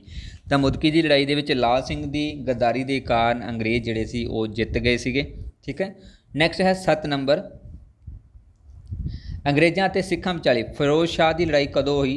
ਆਪਸ਼ਨ 1 ਹੈ 22 ਦਸੰਬਰ 1845, ਆਪਸ਼ਨ 2 ਹੈ 21 ਦਸੰਬਰ 1845, ਆਪਸ਼ਨ 3 ਹੈ 22 ਦਸੰਬਰ 1845 ਅਤੇ ਆਪਸ਼ਨ 4 ਹੈ 25 ਦਸੰਬਰ 1845। ਅੰਗਰੇਜ਼ਾਂ ਅਤੇ ਸਿੱਖਾਂ ਦੇ ਵਿਚਕਾਰ ਫਿਰੋਜ਼ ਸ਼ਾਹ ਦੀ ਦੂਸਰੀ ਜਿਹੜੀ ਲੜਾਈ ਹੁੰਦੀ ਹੈ, ਸੋ ਇਹ 21 ਦਸੰਬਰ 1845 ਨੂੰ ਹੁੰਦੀ ਹੈ। ਨੈਕਸਟ ਹੈ 8 ਨੰਬਰ, ਫਿਰੋਜ਼ ਸ਼ਾਹ ਦੀ ਲੜਾਈ ਦੇ ਵਿੱਚ ਅੰਗਰੇਜ਼ਾਂ ਦੀ ਅਗਵਾਈ ਕੌਣ ਕਰ ਰਿਹਾ ਸੀ। ਸੋ ਆਪਸ਼ਨ 1 ਹੈ ਲਾਰਡ ਹਿਊ ਗਫ, ਆਪਸ਼ਨ 2 ਹੈ ਜਾਨ ਲਿਟਰਲ, ਆਪਸ਼ਨ 3 ਹੈ ਲਾਰਡ ਹਾਰਡਿੰਗ ਅਤੇ ਆਪਸ਼ਨ 4 ਹੈ ਉਪਰੋਕਤ ਸਾਰੇ ਹੀ। ਤਾਂ ਫਿਰੋਜ਼ ਸ਼ਾਹ ਦੀ ਲੜਾਈ ਦੇ ਵਿੱਚ ਅੰਗਰੇਜ਼ਾਂ ਦੀ ਅਗਵਾਈ ਇਹਨਾਂ ਦੇ ਵਿੱਚੋਂ ਸਾਰੇ ਹੀ ਕਰ ਰਹੇ ਸੀ। ਇਹ ਤਿੰਨੋਂ ਵਿਅਕਤੀ ਲਾਰਡ ਹਿਊ ਗਫ, ਜਾਨ ਲਿਟਰਲ, ਲਾਰਡ ਹਾਰਡਿੰਗ, ਇਹ ਤਿੰਨੇ ਹੀ ਵਿਅਕਤੀ ਜਿਹੜੇ ਇਹ ਫਿਰੋਜ਼ ਸ਼ਾਹ ਦੀ ਲੜਾਈ ਦੇ ਵਿੱਚ ਅੰਗਰੇਜ਼ਾਂ ਦੀ ਅਗਵਾਈ ਕਰ ਰਹੇ ਸੀ, ਜੋ ਕਾਫੀ ਤਜਰਬੇਕਾਰ ਵਿਅਕਤੀ ਸੀਗੇ।